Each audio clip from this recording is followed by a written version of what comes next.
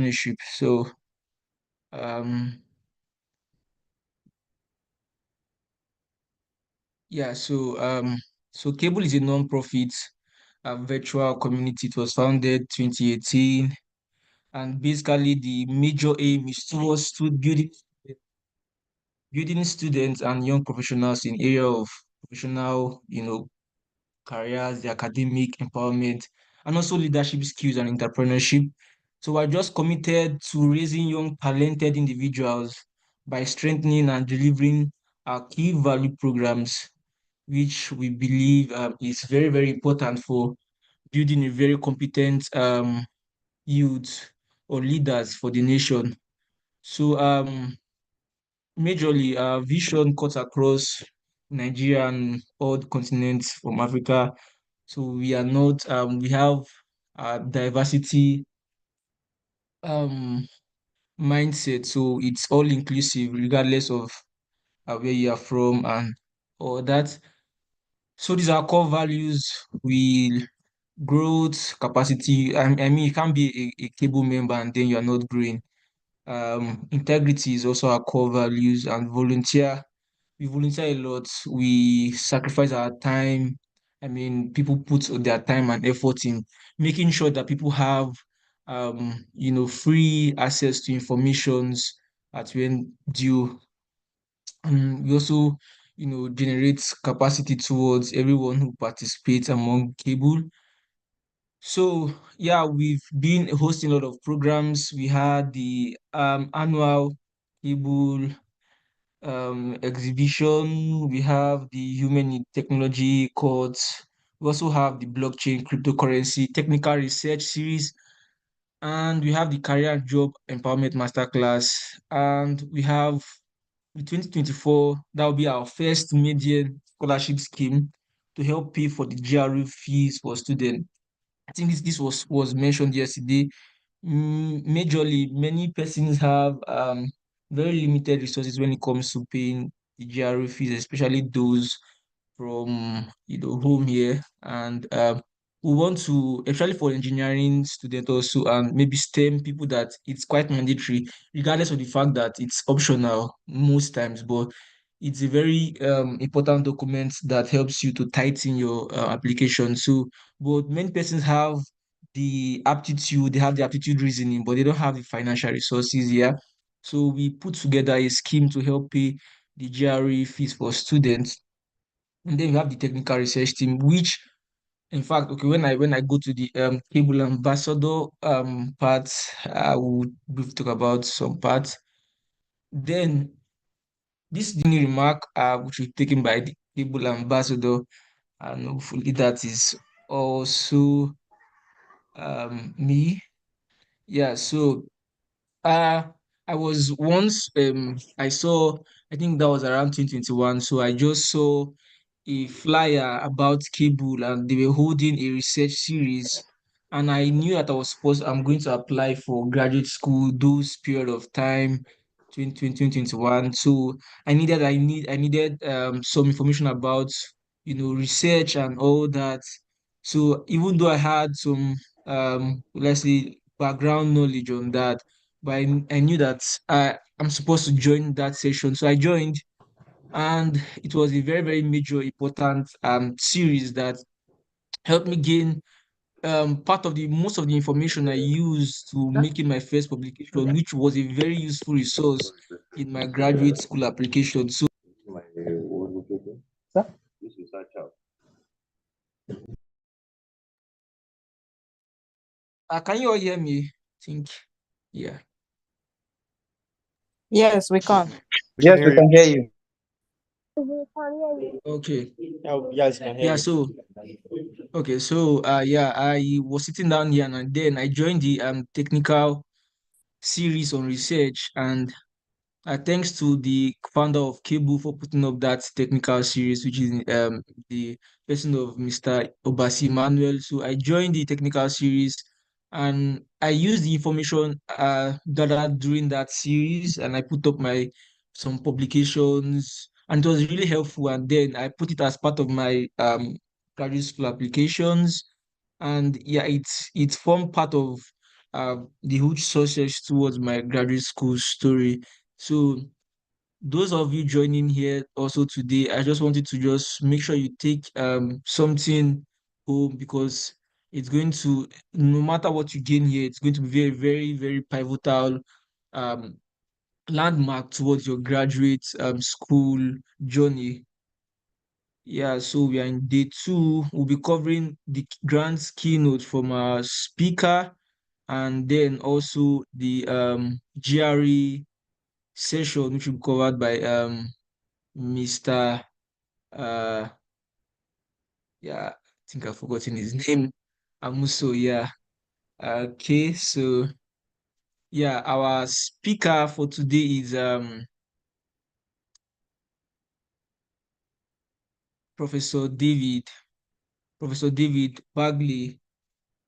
Yeah, so a little highlight about Professor David. Professor David serves as the Associate Dean of Graduate Programs at the College of Engineering and Physical Science, and also a professor in the Department of Chemical and Biomedical Engineering at the University of Wyoming, Laramie, USA. He had his BSc in Chemical and Petroleum Refining Engineering. Many of us have that background, Chemical and Petroleum Engineering. He had his BSc in Colorado School of Mines in 1984, and his master's and his PhD degree in environmental engineering from Cornell University. So he uh, had his early career at forefront of Procter and Gamble. He was developing toilet paper and an environmental engineering position at CH2M Hill Incorporated. Then transitioning to academia in 1994, he joined the University of Toronto's Department of Civil Engineering before he moved to University of Wyoming in 2005. So that is, a very, very awesome transition of career progression. So yeah, he has held so many various positions, including departmental head of roles, associate dean since 2020. He also has a lot of academic contributions, including 62 peer-reviewed articles, and he mentors about 443 graduate students, which are also recipients of numerous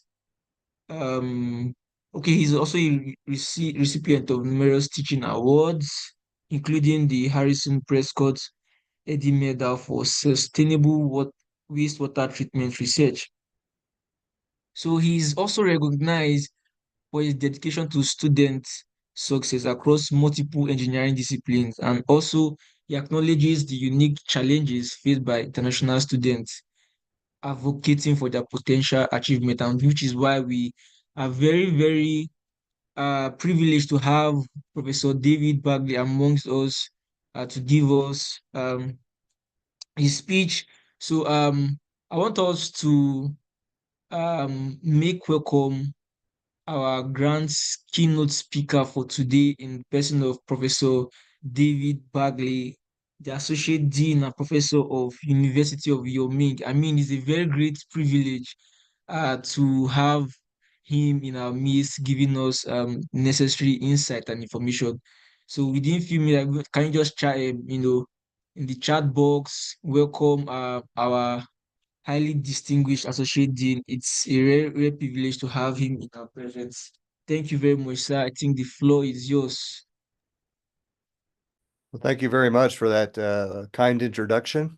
And if I could ask, if you stop sharing your screen, I think I can share mine. So we'll give that a try here. Yeah, I've stopped sharing my screen. You can share yours. Yeah. Okay.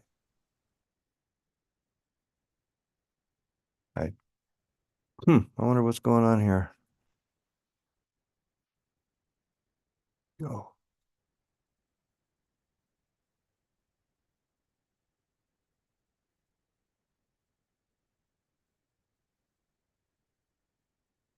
Yeah, I'm having some trouble finding my screen. Believe it or not, technology is always a challenge. So Yeah, my system is not finding the machine. Emmanuel, do you have my slides? Are you able to put them up? I don't really need the slides, but I'm happy to use them if we can bring them up. Trying to check if it's from my end. You're able to send it to me? So while we're fiddling around with technical issues, I want to welcome everybody to. I know it's evening in your area. It's morning here in Wyoming.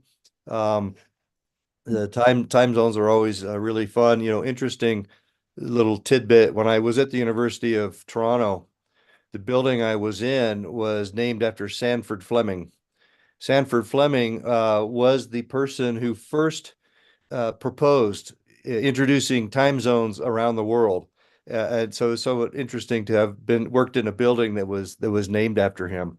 So just a little tidbit.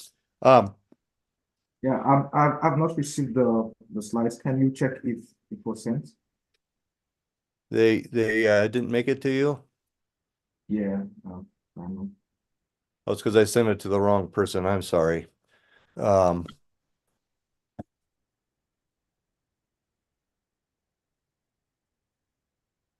we go. Let me try again.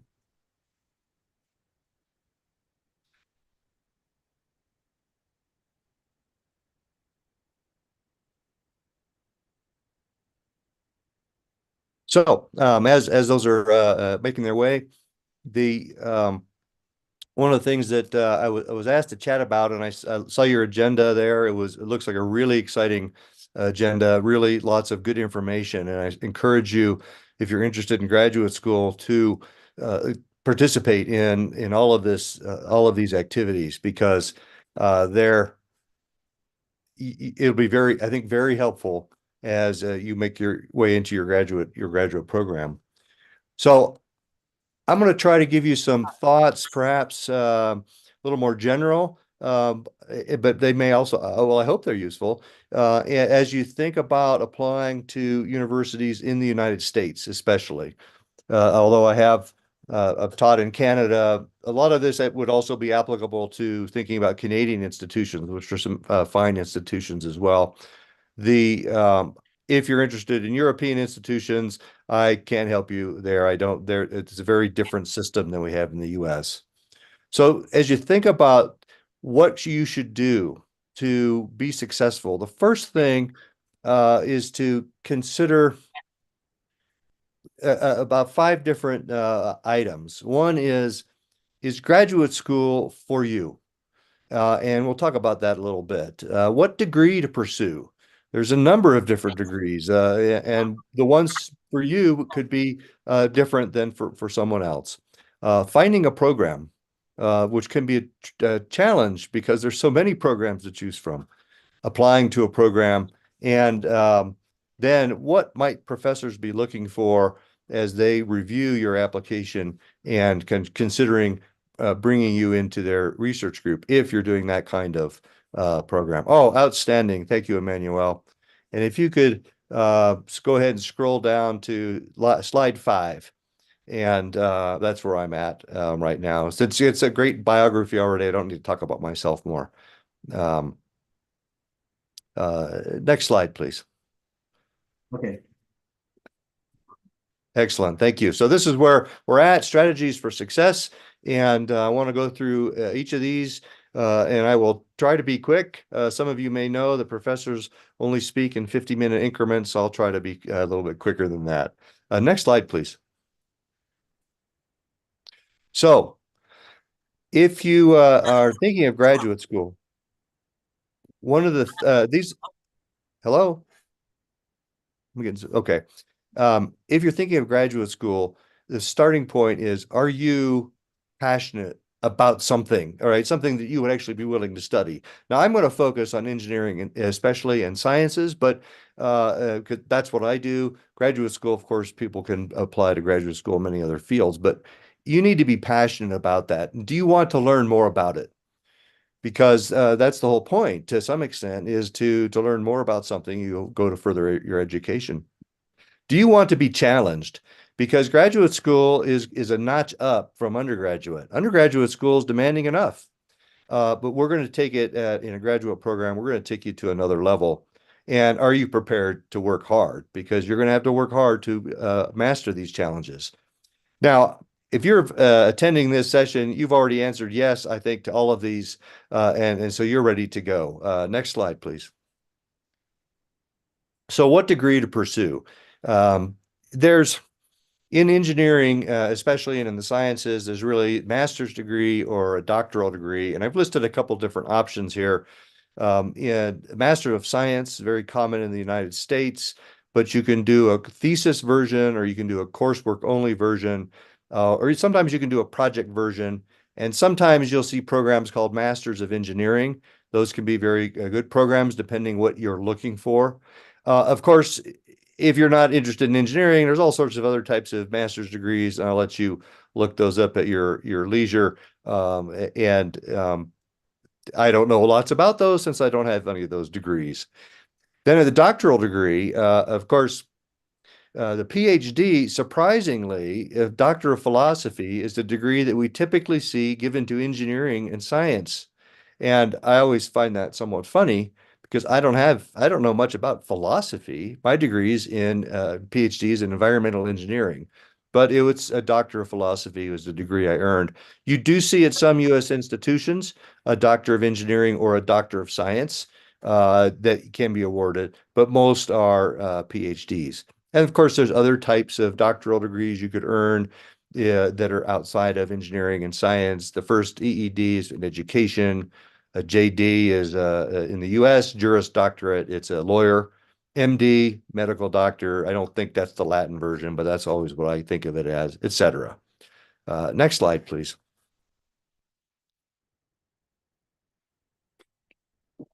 So what is the master's degree? And in the US, the master's degree is typically 1 to 2 years of study. It's going to be 1 year of study if you're doing, say, an MEng, and you will have a lot of courses in 2 semesters, and sometimes into that summer, you'll be very busy. 2 years of study is more typical, especially if you're doing a master's of science. The coursework you get in your master's degree is going to provide you additional depth of knowledge. Now, you already know a lot. You have an undergraduate degree and you've learned a lot. Now we're going to push you even further. And an example of what we do at the graduate level that you don't do at the undergraduate level. In the undergraduate level, in the courses I teach in chemical engineering and I've taught in environmental engineering, often show the equations needed to solve a problem. I might mention what assumptions were required to get to those equations, but then we move on and we learn how to apply those equations, learn how to solve problems. At the graduate level, now we're going to dig into understanding those equations. The reason is that every situation is going to be different, and the assumptions that went into one equation you might use are no longer valid if you have a more complicated problem. So if you want to solve more complicated problems that are more real world, you will want to get this additional depth of knowledge. But of course, you can do very well with an undergraduate in engineering. It's one of those great degrees where you can be a very successful professional. But if you want to go into additional depth of knowledge, thesis versus coursework. So if you want to get a master's degree, you want that depth of knowledge, but you really aren't interested in open-ended research, you can do coursework only master's degrees at programs at universities that have those. Sometimes they also have a project. But if you are interested in an open-ended experience that will challenge you even further, the thesis version, the trade-off is you actually take less coursework, but you have to do an open-ended research project, write a thesis about it. For career opportunities, really either one is appropriate, with one exception, which we'll see in a minute. It's a master's degree. Your employers will say, oh, you have a master's degree. They often aren't concerned whether it's thesis or coursework only. But I did mine with a thesis. It worked very well for me, and it is needed and appropriate for another if you want to move on in your education past master's. Next slide, please. So a doctoral degree.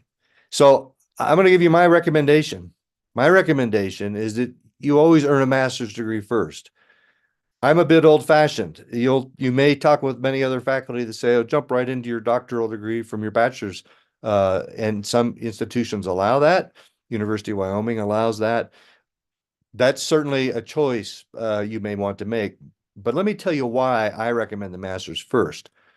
If you do a thesis version of your master's, you will learn for yourself, do I like research? Do I have the aptitude for research? And if you do, then moving on to a doctorate makes sense. But if you do a thesis version of master's and you say, no, the open-ended research projects are really not something I like to do, then there was no reason to move on to a doctoral program. Another reason I recommend a master's first is that it's a nice breaking point. Often you go to graduate school, you may do your master's and PhD at the same institution, but you don't have to. If you do a master's first, and then you can say, you know what, I want to now go work for, I've learned about this professor at this other university doing really exciting work. That's who I want to go work for. Now you can make a change and go get your PhD and work in a different place. So those are my recommendations. Of course, you don't have to follow those, but that's just what I recommend. Doctoral degree, 4 to 5 years of study. And you don't have much additional coursework if you already have a master's. Most of the coursework, all of the coursework you took for your master's, I'm sorry, will typically be form the basis of your doctoral coursework. And then you'll take 3 or 4 additional courses in the United States past your master's. If you enter right into a doctoral program from your bachelor's, then of course you have to take all that coursework as well. Another reason why I recommend might as well get a master's and then get a doctorate. The key here for a doctoral degree is this dissertation. It's an open-ended research project, and the criteria that we look for in judging whether your dissertation is acceptable is, have you made a novel and significant contribution to your field of research? That's somewhat vague, right? And that's something you will develop with your supervisor, your graduate supervisor, and with your graduate committee. And you're going to become very deeply engaged in a topic. And I like to think, and I think this is pretty reasonable.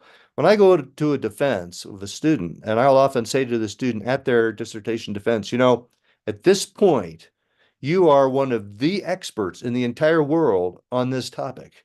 I mean, you've spent the last 4 to 5 years studying it, coming up with new and significant contributions.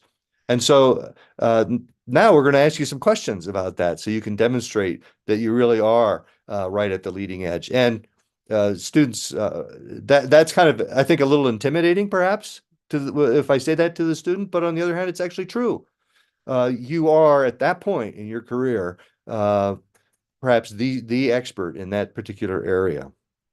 Next slide, please. So my recommendations, just to reiterate quickly, master's first. Master's is appropriate, a great degree for many professional work.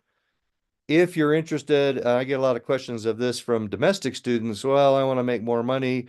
Okay, you don't need a doctorate to make more money. In fact, the time you spend in the doctoral program, you could be out working. And so if you do the actual economic math, you rarely will see a monetary payback. But that's, to me, not why you get a doctorate. You do a doctorate because you want to study something very deeply, become a world expert in it. And in the United States, if you want to be a tenure-track faculty member, doctorate is required. So if that's a goal of yours, then of course you need to have the appropriate credentials. Next slide, please. So strategies for success. How do we find a program? There are many, many graduate programs in the United States, and I'm sure you've already taken a look and seen that. And just to give you a very brief overview, every one of the 50 states has at least one public university. The University of Wyoming is the only university in the state of Wyoming, and it's a public institution. That means that our state government is putting funding into that institution. The state has recognized the value of educating its citizens, and has opened an institution. Other states, let's take California. California has so many universities. They have different levels of universities that do different things. So, there's many more people in the state of Wyoming, in the state of California than in Wyoming. And so they felt they need more universities. There are also private universities, Harvard, Stanford, some very famous private universities. They were founded, and they pay for the way they pay for their faculty, et cetera, is through the tuition. Private institutions will charge a lot more in tuition than typically public institutions will. And then there's these world famous institutions. I mentioned a couple, right? Harvard, Stanford, everyone thinks of those. Massachusetts Institute of Technology, the University of California system. Often you think of Berkeley. These are institutions that are known all around the world. They're great. They're great institutions. But I also would point out that there's a lot of hidden gems in the university, in the United States, where you can get a fantastic education and it may cost you less, and probably often will cost you less, and you may get a much more personalized experience than if you go to some of these very famous institutions. Next slide, please. So, how do you find a program? First thing, determine what you want to study, right? Not all fields are available at all universities. So, for example, University of Wyoming, it's, I think, a terrific university. But if you're interested in getting a degree in industrial engineering, this is not the university for you. We do not offer that field. The Wyoming does not have a lot of the industry that requires people with degrees in industrial engineering. So you look for a university that does. However, University of Wyoming is one of the few universities in the United States that has degrees in petroleum engineering. So if you're interested in petroleum engineering, you want to come look at a place like the University of Wyoming, where we have that field. We offer that field. So this can help narrow your search. Not all degrees are available at all universities. And what I mean is that some institutions may only have master's degrees. Others will have master's and doctoral degrees. There's nothing wrong with an institution that only has a master's degree if that's what you're interested in. But if you want to move on to a doctoral degree, then you'll need to look for institutions that offer that. The degree requirements, get online. All the universities, we're all online. Our degree requirements are there. Take a look at what coursework is being required, how many hours, what type of thesis work, research work, all that thing. You can find all of that. Take a look at those and see what fits what you're interested in. And this also gets to sort of the coursework only. If that's your interest, make sure that you see the institution has that. If thesis, take a look at how many courses less are you taking? How much thesis hours do you have to take? Think about the program size.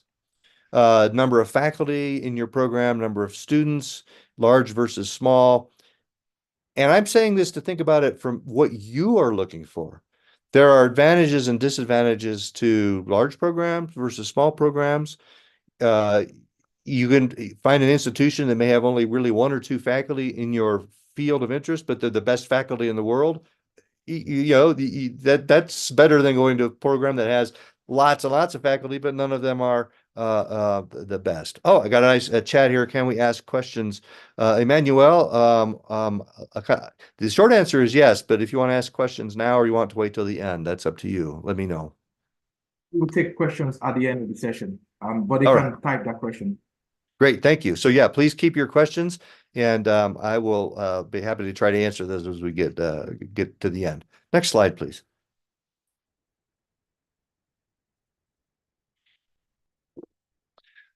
Examine location. This is not the most important factor, but do think about it. Where do you want to live? If you're coming to the United States, you're coming to a brand new culture, brand new area. You can look up what part of the country might you want to live in. Consider things like cost of living, safety, quality of life. You may have a family that's coming with you. Where is a best fit for that? And You'll see programs that are housed in the center of New York City, for example, one of the major cities in the country, or Wyoming. We're housed in the middle of open prairie, a small community. Very different flavor in terms of where you're living. The university, you come out of the university, either place, you're going to be working hard, but you do want to think about these other things. And does it really matter where you go? Well, of course it does. You want to look for programs that are well respected. Rankings are harder to judge, to be honest. If you read rankings, you may not always get information that's particularly useful. But getting a master's degree, it's less important where you go. More programs offer master's degrees. They do a great job versus a PhD. PhD can be very field specific, and so there may be very important that where you go for a PhD. Next slide, please. How to apply. I'm not going to spend much time on this because one, I don't have a lot of time, and two, it's so different all the way across every university, somewhat different, but follow the instructions. And I've got a link here, which I won't bother to go to, just an example at the University of Wyoming. If you go to our homepage, that's what the link goes to. You will see that right on the very homepage, international graduate programs, 2 different places you can go look. Right there on the homepage, you click, you go in, and you start to get the information needed. And grinding through those application procedures is tedious. And actually, it's not something that professors know a lot about, but we have some excellent universities have excellent staff who will help you work through there. You often contact links to talk to folks. So, next slide, please. So you've applied. What are faculty looking for when they start reviewing your packet? Well, the first thing they're looking for is, do you have a strong background at a level that's appropriate for the degree and field that you're working on? So I'll give an example. My area is primarily environmental engineering at the graduate level. And so I look for people who've got a strong background in chemistry, a strong background in mathematics, if possible, a little bit of background in biology helps. And so I've actually had graduate students who have bachelor's degrees in the past. I've had a graduate student who had a bachelor's degree in molecular biology, another one who had a bachelor's degree in geology. And you think, well, those aren't engineering. Why would they be appropriate for your program? But I looked at what courses they took, and they aligned well with what was needed. They had to backfill some information, engineering information that they didn't have, but they were highly capable students. Both did very well. So that's the first thing a professor's looking for. If it's a research focused degree, then the professor's looking at your ability to conduct research. This is another reason I recommend a master's separately. A master's degree, you get, if you do a thesis master's degree, you then, one, you've proven to yourself you have an interest in doing research, but you also now have something that shows professors that you have the capability to conduct research. You may have that from your undergraduate studies. You may have that from work. That's also great. But that's something they'll be looking for. Do you have, and capability to conduct research is often the curiosity. And then the next one, the enthusiasm for the field. Have you demonstrated in some manner? And I saw you had sessions on writing your documents. Very important, right? As you write your documents to help clearly demonstrate your enthusiasm. Should you directly contact a faculty member by email? We're all listed. I think the entire, every faculty member in the United States has probably got out their website, their university's website. Sure, but check their website first. And I'm not going to go to my site, but if you do, you'll see I am not personally currently interested in taking graduate students, only because I've got my associate dean duties, and that takes my time. And so you will see that if you read it. So if you send me an email and say, I want to work for you, Okay, but I'm going to be looking to see, did you actually read my website? Because that's my first test, that you have the capability to conduct research. And I get the applications sent to me. And to be honest, if I can tell they haven't even bothered to check my website, I just delete the email. And so, yeah, should you contact the faculty member, you bet, but make sure you do it thoughtfully and recognize that we get lots of things. So there's going to be some way you need to make stand out. And the application procedures primarily go through a formal process that we already mentioned. So make sure you're following that process as well. Next slide, please. Okay, you've gone through that. You've applied. You found a program.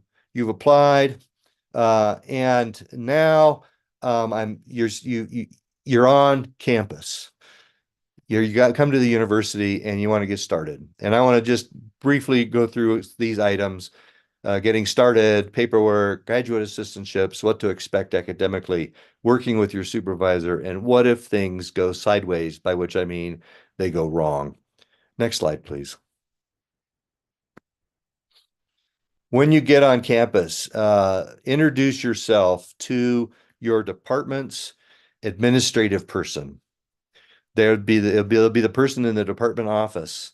That person is very knowledgeable about all of the things, the paperwork issues that need to be covered. They tend to be, they are hired. I know we hire these people because one of the traits we're looking for when we hire them is that they will be good interfaces. They're the face of our department when a student comes in. So these folks are great folks.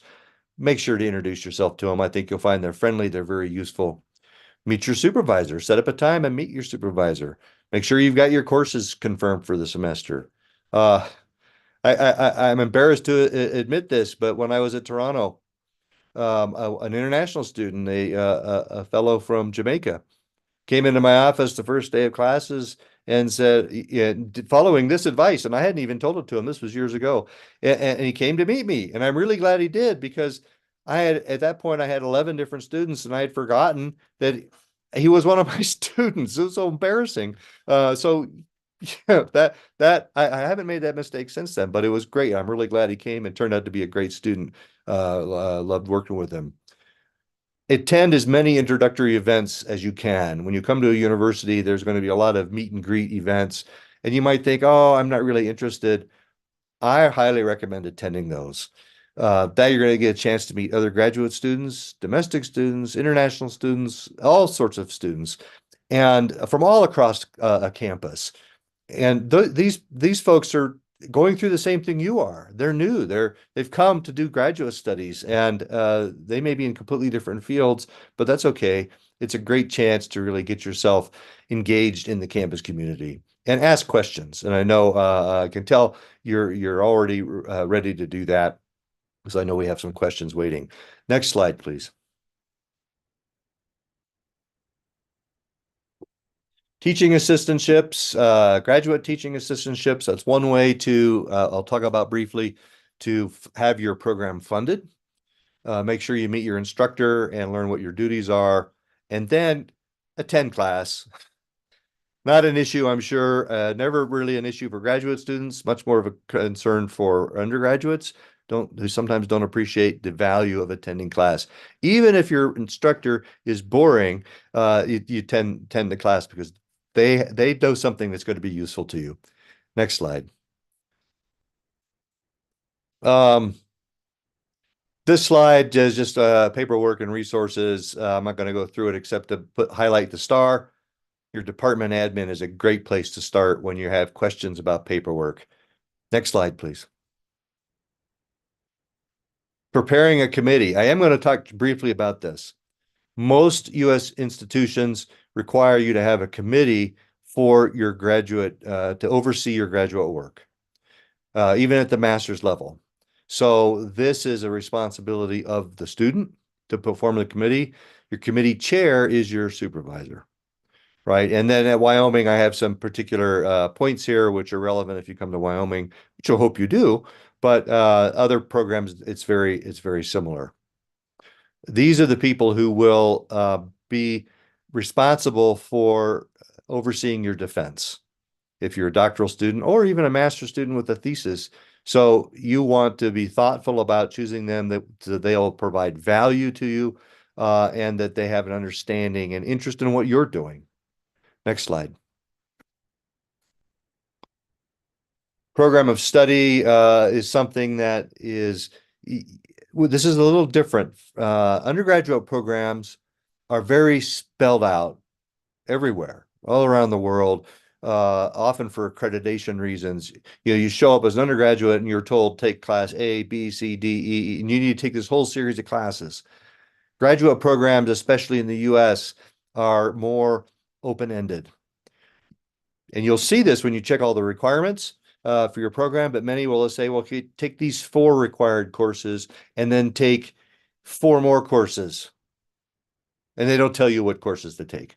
So that's something you're going to develop in conjunction with your supervisor and put that together. And many US institutions will be like that. Next slide, please.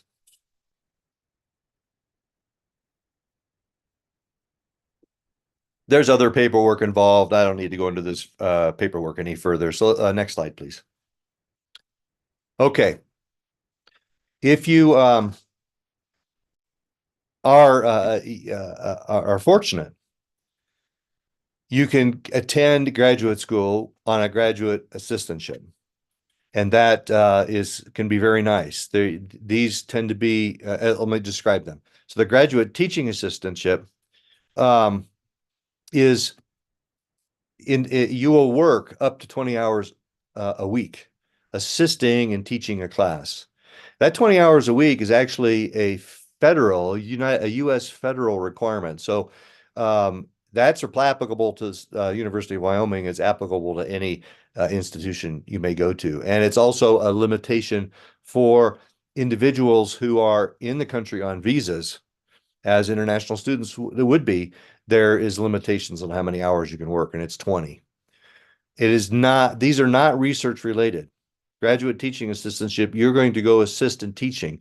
So that time is not counting towards your work, towards your academic, your scholarly activities. But it's paying your way. And it can be very valuable, especially if you're interested in going into a career in teaching, to get this experience as a teaching assistantship. So it's 20 hours on top of everything else that you're doing to get your studies. Next slide, please. Graduate research assistantship. Also up to 20 hours of work per week. Again, that's all mandated. These are funded by external grant monies, and these are primarily brought in by faculty, right? So they have the money to work on a certain project. They're going to hire you. You're probably working with this faculty member anyway. They're your supervisor, and but they've got you doing projects to help accomplish these research goals. A research assistantship does not have to be related to your thesis or dissertation research, but it often is. If it's not related to your thesis or research, then you treat it as a GTA. It's 20 hours of work that you're doing, and it's paying your way to get a graduate degree.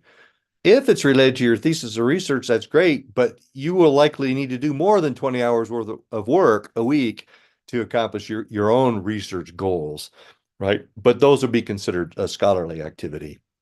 Next slide, please. What to expect academically. So this is the U.S.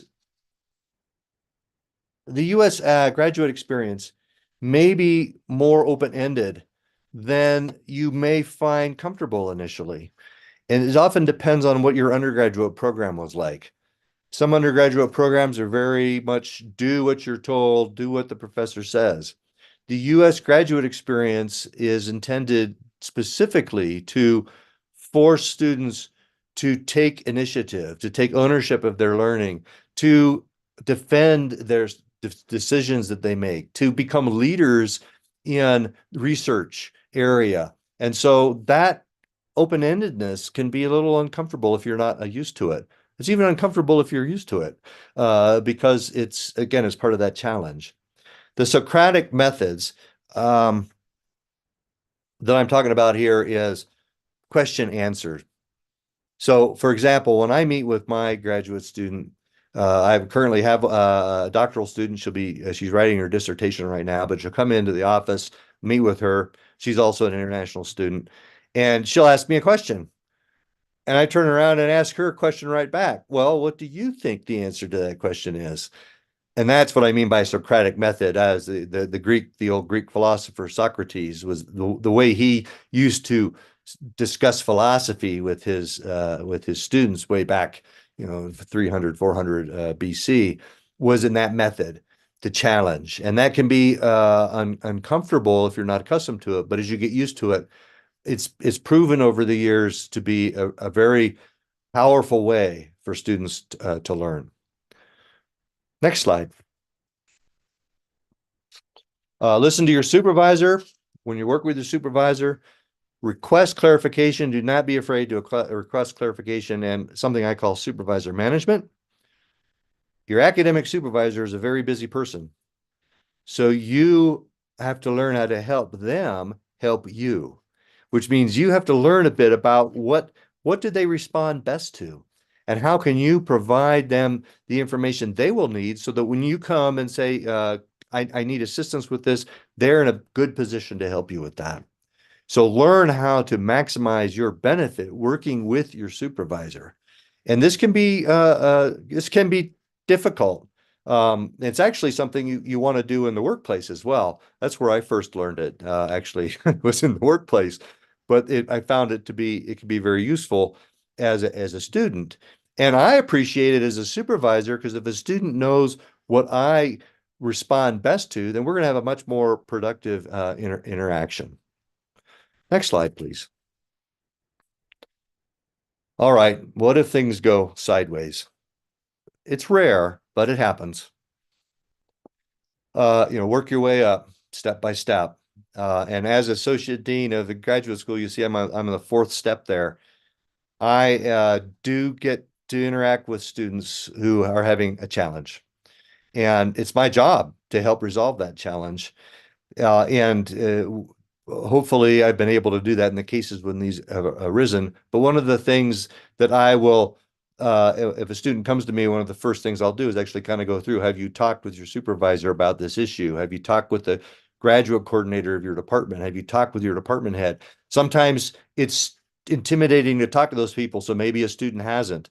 But then I will work with the student to try to solve things. And we can always go another level up to the School of Graduate Education. One thing I want to mention, and that in the United States, there are federal and state laws that govern egregious situations. And I'm not going to define egregious in this point, except to say, I think you can imagine what those sorts of things are. At my role at the administrative level is to help ensure that students are successful, and also to ensure that their rights are protected along the way. But I also appreciate we have academic freedom, and an individual supervisor may do things differently.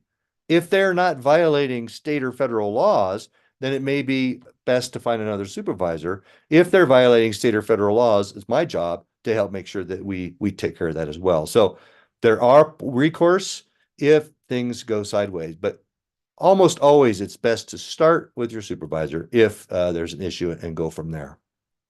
Next slide. This is just a blatant advertisement for the University of Wyoming. I just want you to see our vision, and I've circled, I think, what an interesting word there. We're a small university in the middle of the geographic middle of the country, but our vision is to use our unique strengths to make Wyoming and the world a better place. And I love that, because it is so valuable for us to have international students come and study at the University of Wyoming. And we hope that our graduates go out and help make the world a better place. Next slide, please. And I love our mission. We are here to unlock the extraordinary in every person. through the education, research, innovation, engagement, and service. So we very much, our mission is to do this with all the students that we get who come onto campus. And it's great. It helps keep us focused as educators on what we should be doing. Next slide. I won't go to this link. It's a great little, but you can find it online. It's an advertisement for the university. But our slogan is the world needs more cowboys. And you might be thinking, yeah, but I don't feel like riding around on a horse and herding cattle like you see in the movies. And that's we may or may not need more people to do that. That's not what our point is. We're using the word cowboy a little more generally. We're thinking of innovative people who are willing to work hard, people who are willing to take risks. And cowboys happens to be our the school's mascot. So came up with a cute advertisement. I would suggest to you that University of Wyoming is one of those hidden gems that I talked about. Next slide, which is the last slide. I know everyone's excited about that. U.S. universities, University of Wyoming, all the others, we are looking for the best talent from around the world. The United States has about 350 million people. There are 8 billion people on the planet. We know there's lots of fantastic talent out there, and we want to find it. And we'd love to have that talent come to the United States and study with us and then go out and make the world a better place. We want students to be successful. There's no value to us if students come in and are not successful. That goes against our mission, and every institution has similar types of mission. We do know that transitions can be difficult. If you're coming from another country to a completely different country that has a different culture, maybe a different language, I've got tremendous respect for you. The courage involved in doing that is amazing, and I believe most of us here in the university systems understand that. We want to help fulfill your potential, right? You have your own personal goals.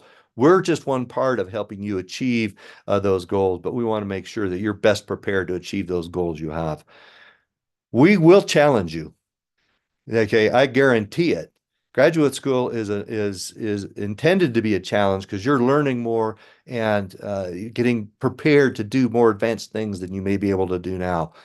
But we've really believed that the reward of that challenge is worth it, and that you will be able to take what you get from your graduate education and become a very productive and successful person.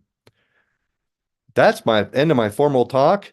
So if we want to go to questions here, how would you like to handle questions? Yeah, thank A you. bunch have come in on chat. Thank you.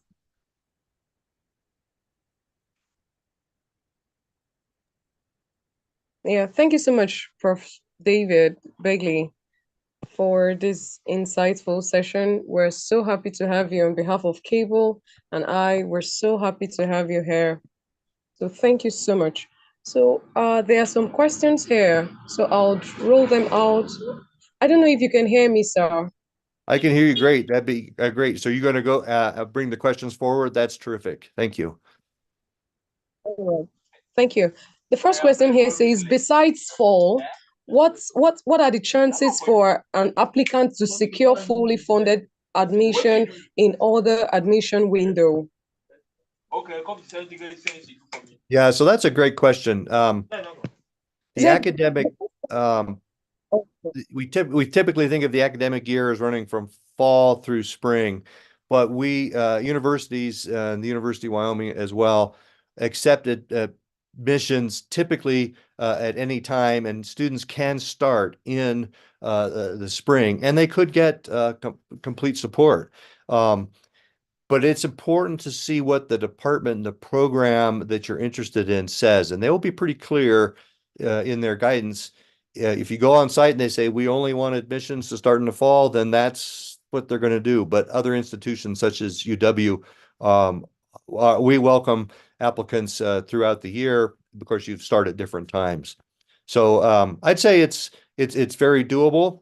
It is more common to start in the fall, but we can certainly start in the spring if with the right applicants. Oh, okay. Thank you so much. I believe the person has his or her answers. Now, the next question says, how should international students strike a balance between the cost of living and available opportunities when deciding where to study, especially considering the common scenario of more expensive cities offering greater opportunities compared to cheaper ones? Oh, that is a really good question. And you know, international students aren't the only ones who struggle with that. Domestic students have the same question, same problem, right?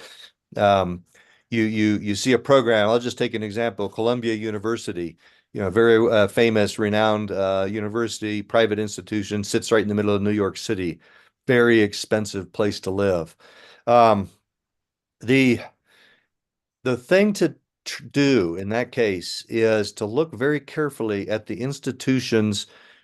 They know if they're in an expensive place to live, and they likely will have a very good advice on how to handle the cost of living to attend their institution. And frankly, if they don't have that kind of information, I would say don't go there because they're not welcoming to students, right? If you have you want to come to an institution and you say, I'm worried about how the cost of living, can you direct me to some resources to do that? And they don't, then that tells me they're not as student oriented as they should be. But they will likely have help. And then it becomes the challenge everyone faces. How much debt are you willing to take on if that's required? What's the balance, the economic balance? Um, and it's a tough one, and not just for international students, although you often have to pay more because you're coming from another country. So I don't have a good answer for you there, except to just look at the details that the university provides and make sure to look for opportunities that the university will provide to help fund support cost of living of people who are coming from outside. Okay. Thank you so much for that answer. Okay, this person is looking to apply to the University of Wyoming, and he says he's a graduate of materials and metallurgical engineering and was exposed to courses on mineral processing, chemistry, thermodynamics, mathematics, biology, in addition to other core departmental courses. So does he or she have the minimum requirements to apply? Yes. Yes, a bachelor's degree in engineering, any engineering field is typically the minimum needed. And then that particular background is somewhat unique. We don't have that program, but the skills you learn in that course, I'm somewhat familiar with that because the Colorado School of Mines, one of my alma maters, did have a metallurgical engineering program. Yes, I would say look carefully at the programs at the University of Wyoming and see what's the field of interest you're interested in. That type of background would be a good background for chemical engineering. It might be an okay background for mechanical engineering. It depends. Probably a good background, maybe for some other engineering fields, but it would be a good background for chemical engineering. Oh, okay. Thank you so much, Sarah, for that. This next question says, what do you do when professors whose interest aligns with yours aren't replying your email and you're interested in working with them? That's a good question, right? And as professors, we get really inundated with email. The the one thing to do is apply to the university and apply to that program because then your application becomes part of the formal system that will be evaluated. Sending an email to a professor then in saying I've applied, my application is there. And on the application process, you can often say I'm really interested in working with so and so professor. So as an example, that's how my current student, she had applied, international student, and she may or may not have emailed me, to be honest. I don't remember because I get so many emails. But then when I was going through applications, I looked at the application and there was a note interested in working with me. And I looked at her background and then I go, oh, And then I think then when an email came in, oh, wow, okay, this person would be great to work with. And then I could contact directly. There's really no way to get them to reply to your email. But so the thing to do is to keep your name in front of them, and that by putting your application in, that your name will be there in front of them. And then when they're, like I said, they're very busy. When they decide, oh, it's time for me to look for graduate students, and they go and they look at the graduate applications, and they see your name there, and they see that you've mentioned the professor's name, and they may go, oh, I think I've got an email before. But if you send an email that also says, I have applied to your program, I'm really interested, that can also help them realize that you're serious about coming to work with them. Otherwise, sometimes they may not apply, they may not reply. Oh, okay, sir. Thank you so much for that answer. Somebody is asking here, I am a graduate of civil engineering from a polytechnic in Nigeria with higher national diploma. Can I do a master's with higher national diploma? So, sir, that's the question. So that's a question that I unfortunately can't answer because I don't know what that translates to in terms of GPA. So let me back up a minute. Civil engineering degree, great. That's great. That's a great background, bachelor's degree in civil engineering for entering into graduate school, especially in the civil engineering areas and the different fields of civil engineering. Is your GPA high enough? I don't know, because what happens is when different institutions around the world, of course, have different grading schemes. We have people in our admissions office who will take that information. So you apply, they will take that information and convert it into the equivalent for us at Wyoming. And then we can see whether that meets the requirements or not. So my suggestion is apply. And then there are always ways to get exceptions. And I've done this myself years ago. A student applied, and this was in Canada. Their GPA was not high enough, but I looked at their application packet, and I said to myself, this GPA for some reason just doesn't, to me, appear to reflect the capabilities of this student. So what I did was I had the student say, here, come take some coursework with us as a now this is easier if you're not an international student, but come take some courses with us and do well in these courses, and you can become, and then we'll admit you. You can get conditional admission as well if your GPA is not high enough. And I think another thing to point out is I heard at the beginning talking about how to take the GRE and getting funding for the GRE. I absolutely agree with that advice.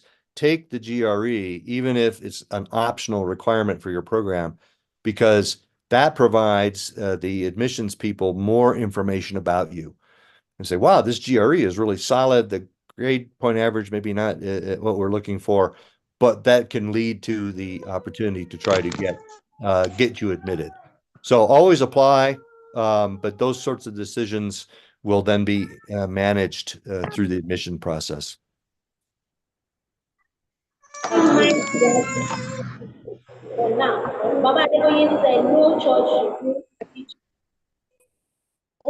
Thank you so much, sir.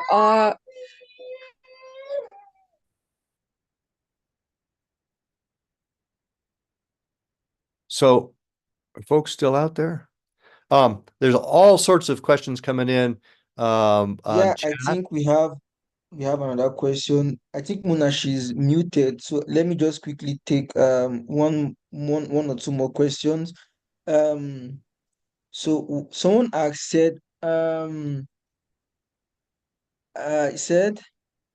I am a nutrition student and most masters have seen are not in this field. How do I get institution gives funding? And then secondly, he asks, what is the best time to send cold emails to professors? Okay, good question. So I'm not I'm not knowledgeable about nutrition programs. Those will often be in other in other colleges of universities. So for example, we have a College of Health Sciences, and it's different college than the College of Engineering and Physical Sciences. How do you get funding for those programs?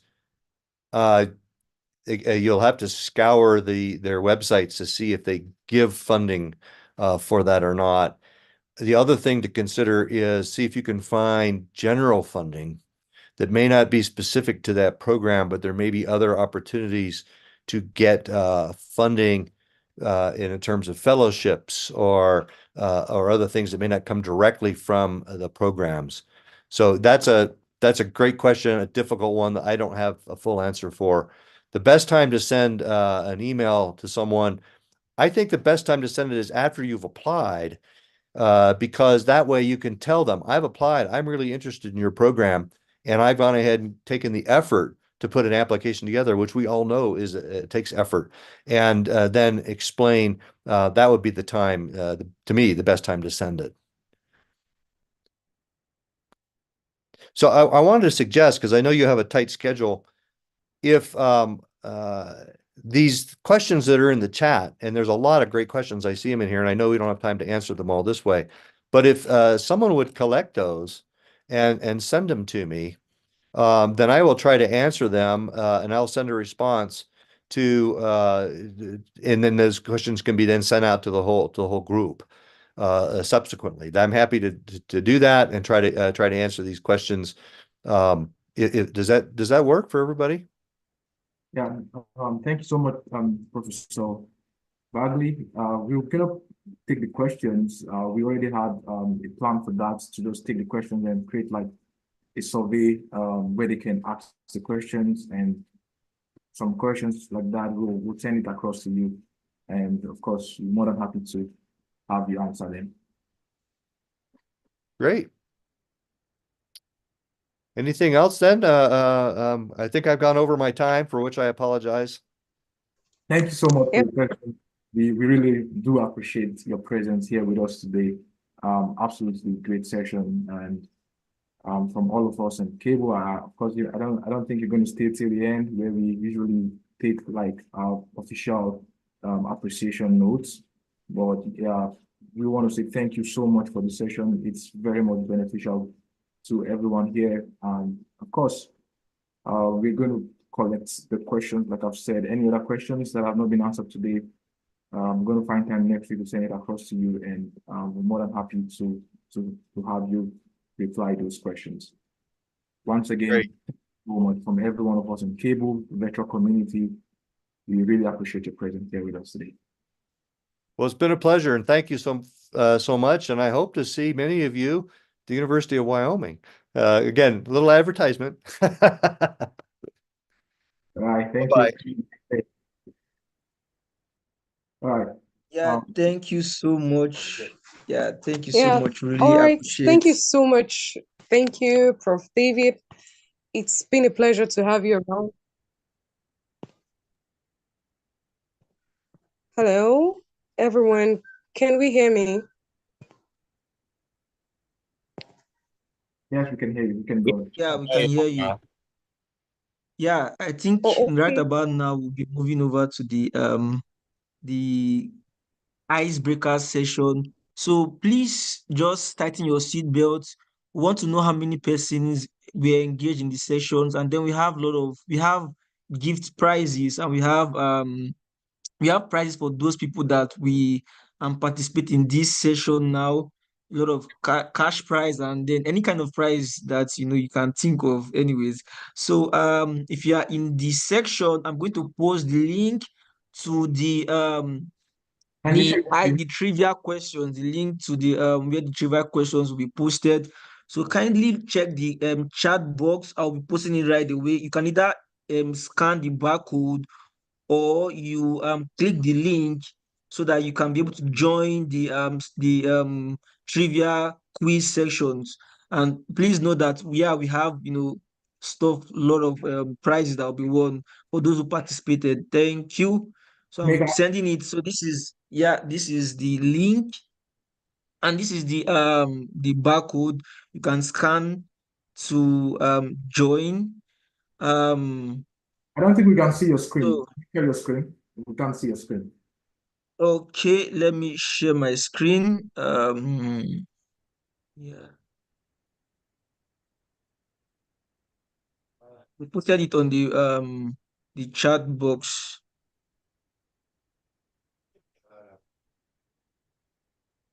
Yeah.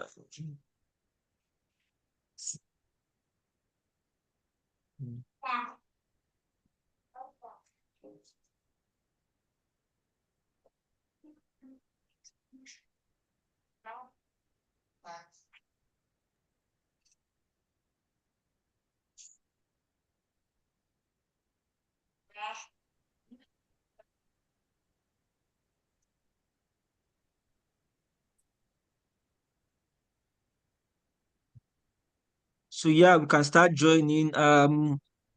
Let's start Uh, joining. Yeah, we can Emeka, I start don't joining. think you can see your screen. You can see my screen. Yeah, we can't see your screen. Just share your screen, and I mean, let's be very fast with the icebreaker session. We have another session coming up. So I posted the link. I posted the link to this into the Let's let me share. Let me share. Don't worry. I think okay. I have it up.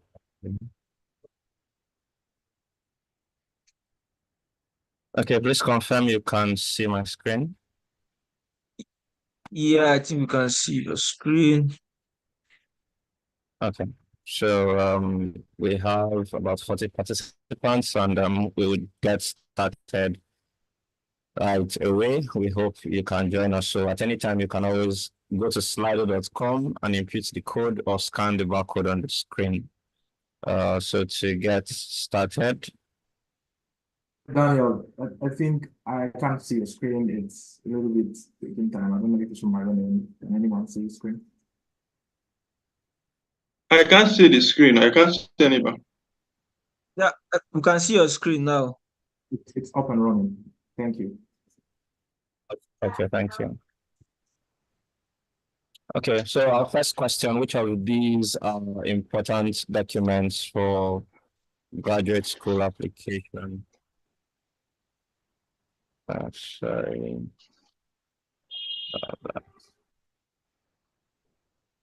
We're studying our answers quickly, so we go ahead. Each of these are important documents for graduate school application.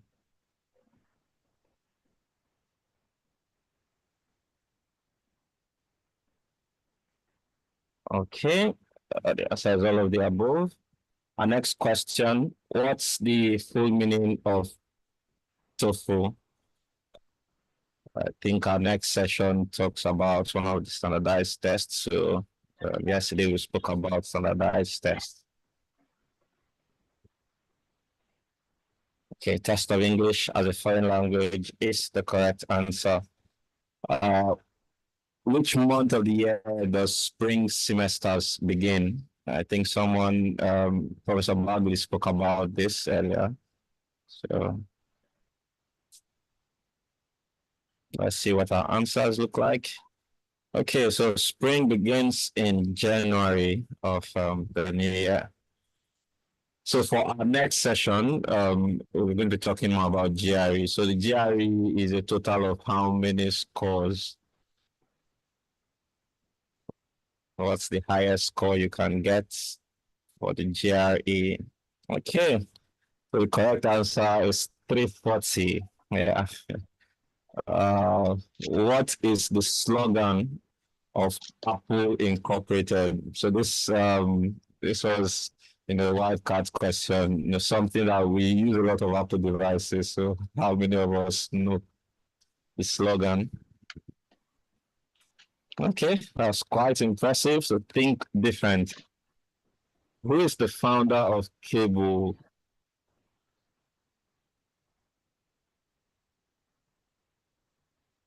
You listen to the opening remarks. This was given away. Okay. So far on the leaderboard, we have Ebuka Victor, Chebuka, and Abiodun Adedokun as our winners so far. Remember, the faster you answer, the better your chances Our keynote speaker today had his BSc from which university?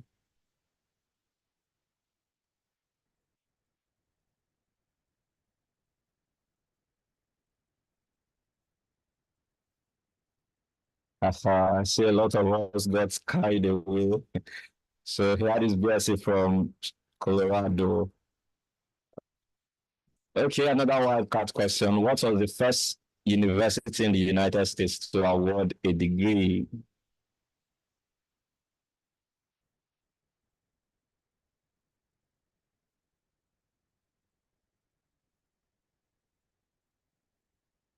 Yeah, as expected. So Harvard actually, holds this acclaimed title. So what's the lowest possible score you can have on the GRE? What's the lowest possible score you can have on the GRE?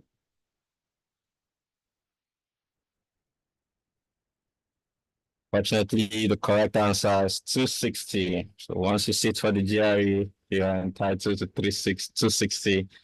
Which two countries have the longest shared international border? So this is just another, open-ended question, hoping to get many correct answers. Yes, and that's Canada and the United States of America.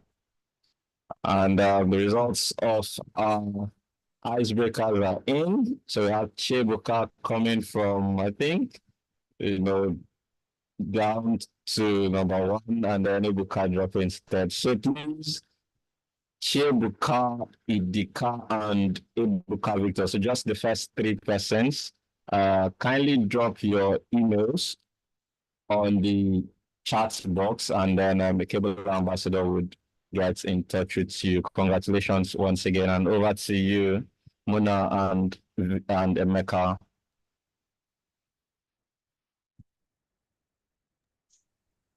Yeah, thank you so much. It was a very, very interesting session.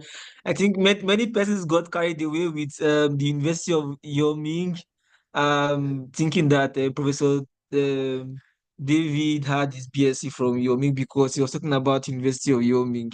However, his BSc was from Colorado School of Mines. Congratulations to the winners. I think right about now, we'll be introducing the second speaker. Muna, please, can you introduce the second speaker? Thank you so much. If you have your screen, if you don't, I can go ahead.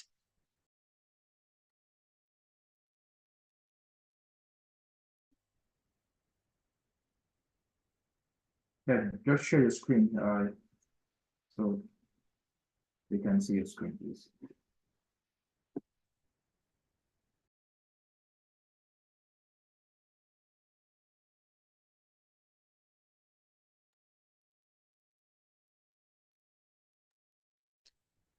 I think let me share my screen. I think she's not here right now.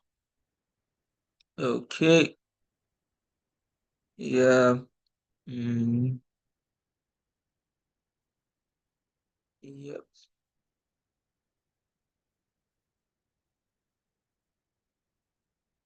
Yeah, so our next section is the mastering the GRE session, strategies for success and overcoming proficiency hurdles, and to be anchored by PhD student from uh, Prodi University, person of Mr. Pascal Amuso.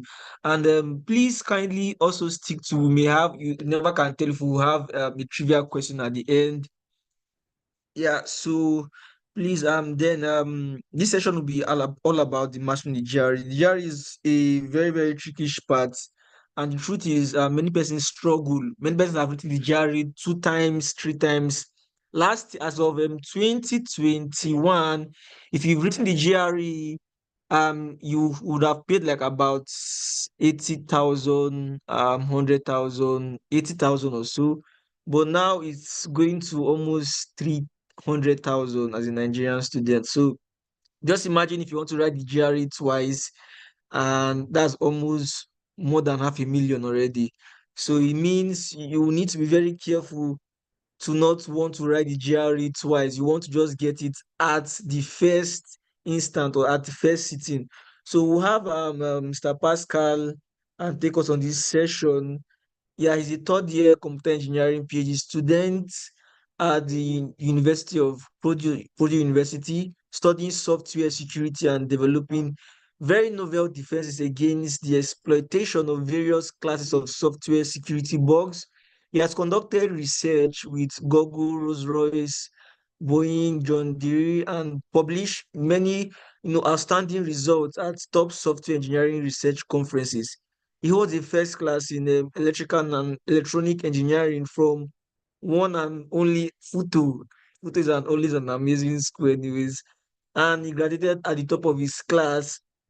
He has worked as a software engineer for SimFix, developing novel identity management. In 2020, he wrote the GRE and scored 325 out of 340, which earned him an admission in Purdue University. It's not easy to have 325. 325 is an amazing score. And so let's sit tight to glean from what he did, what were the strategies. Believe me, students struggle. Oh, I have work, and they give excuses. I have a lot of work to do. How am I going to balance work and study for the GRE? What are the sessions that are more important? What is the new GRE? So a lot of questions have to be asked. And when is the best time to write the GRE as part of my applications? Just sit tight. Mr. Pascal Amuso is going to answer those questions. So without further ado, let's make welcome Mr. Amuso. You're welcome, sir. Please let's welcome me on the chat box. You can type. And if you're not speaking, please mute your mic. The floor is yours, sir. Thank you so much.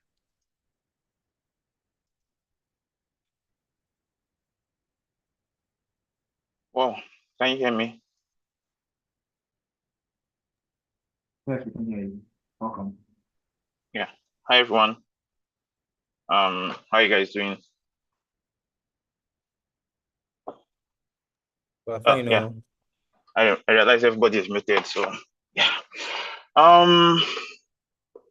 Okay, so I'm Pascal Amusu, and I think yeah, thank you very much, Emmanuel, for the introduction and for inviting me to talk with you guys. Yeah.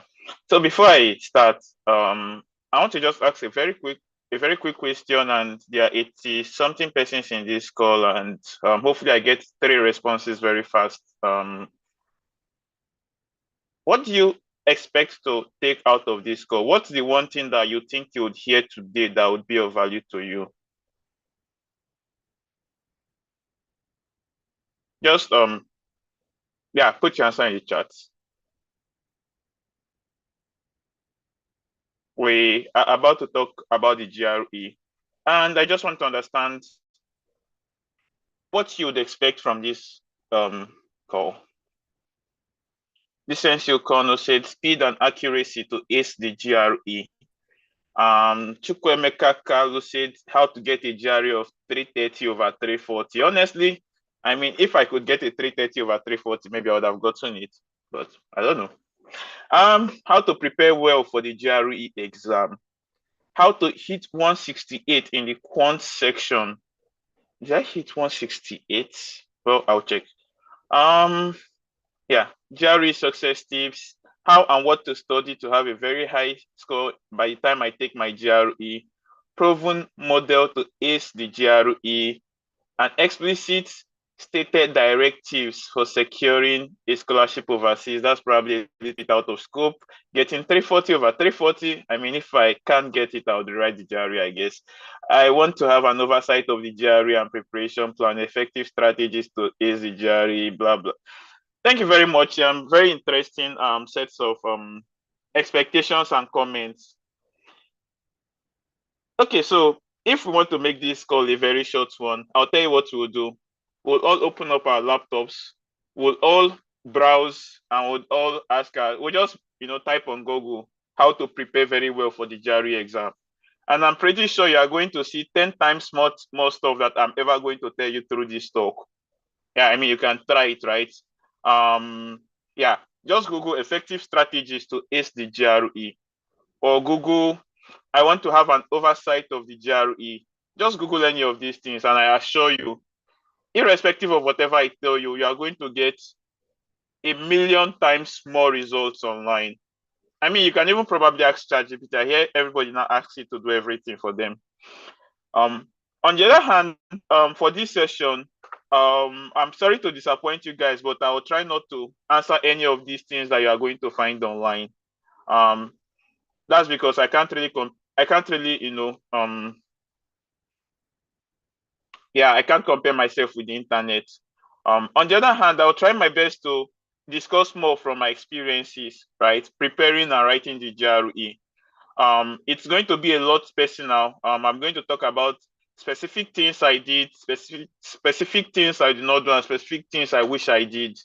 Yeah, and to avoid me talking because honestly, GRE, talking about the GRE is like a full year course. Like we can talk about it for like a full year. So, but I'll try my best to just spend like, let's say 20 to 30 minutes talking, and then I'll try to answer the questions you would have. So that's it. Let's move on. I'll share my screen now. Can you see my screen? Yeah, sure. You can see the screen. Okay, great. Yeah, so let's kick off. I don't even know how to press next with this thing. Okay, about me, let's see. I'm Pascal. As many of you know, I school at Purdue University, and my research is focused on improving software security, mostly through trying to detect weaknesses in the software and trying to build stronger defenses around those weaknesses. And then, oh wow, I got the 168 in the GRE quantitative over 170. And yeah, that's a little bit about me. And then what we will discuss, like I said, I'll try to avoid talking a lot about, I'm not going to have like 10 strategies you need to ace the GRE or things like that. Honestly, you can Google the internet for 30 strategies you need and you'll see a lot of them. But instead, we'll look at it from these perspectives. The first is understanding the GRE. I would give you my own personal perspectives about what the GRE is, and why it can either be easy or hard to get a good score in the GRE. Then in order to succeed in the GRE, I've decided to just focus on two things. The first is how your strengths and your weaknesses can be combined towards helping you improve in preparing for the GRE. And the second is what's the best way to take practice tests, but more like how I see practice tests versus practice exams, like my personal perspectives about preparing for the GRE. Like I said, these are personal perspectives. You can find a source in the internet that counters what I said. It doesn't mean what I said is correct. It doesn't also mean what I say here is wrong. These are just my personal perspectives. So let's start with understanding the GRE. It was very interesting that during the last trivia section, a lot of persons are not familiar with like the grading systems of the GRE. And I think this is the most important thing. If you are interested in writing the GRE, the first thing that you should do is to try to understand the exam, right? So here we'll just start with first, what's like the goal of a GRE exam? What does the GRE exam try to achieve? I'll put it this way. I see the GRE exam as like, a platform that tries to level everybody. So when you're applying to graduate school, right, you have students that are applying from the top American universities. You have students that are applying from the non-top American universities. You have students applying from Nigerian universities, and then there's you applying from Ekiti State University or any other university in Nigeria, right? If we go back to this the scoring, you can see that it's not just about your score. The GRE gives you like puts you in a percentile, and the percentile tells you like amongst everyone that wrote the exam at this time, that this candidate, for example, in quantitative, this candidate placed, like, let's say, he scored above 93% of every other test takers. Why do you think this is important?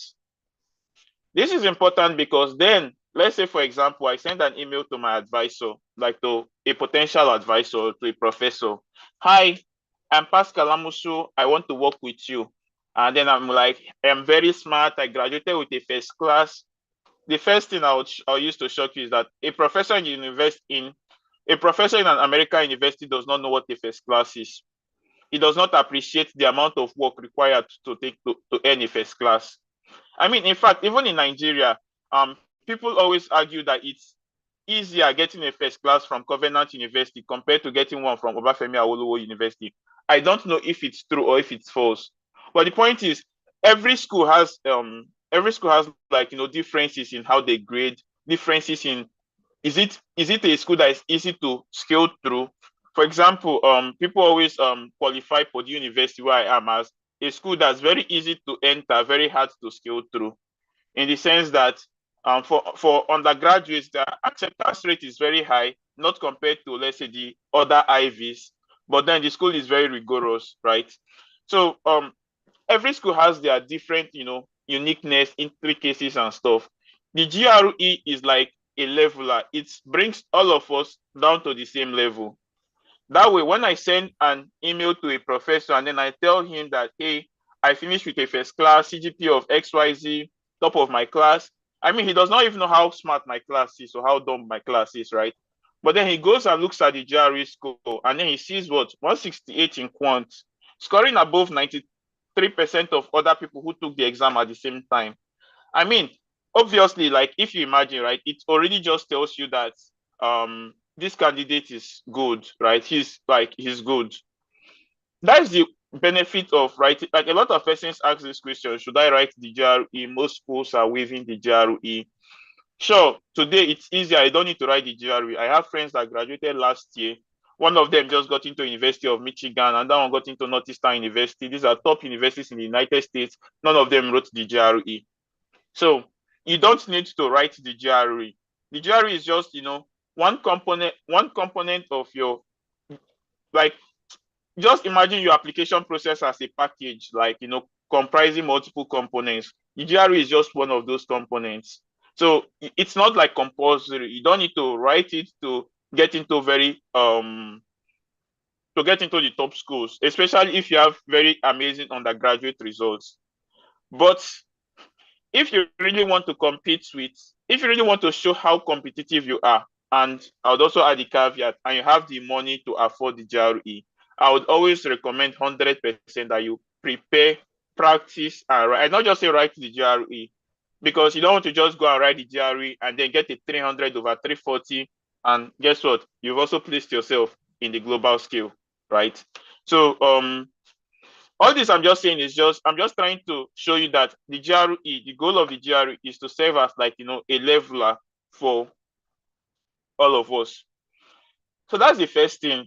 The second thing is that the GRE exam is designed. How is the GRE exam designed? The GRE exam is designed such that if you take the GRE exam 10 times, your scores across the 10, if you take the GRE exam 10 times without practicing between exams, your scores in the 10 exam are going to be roughly the same thing.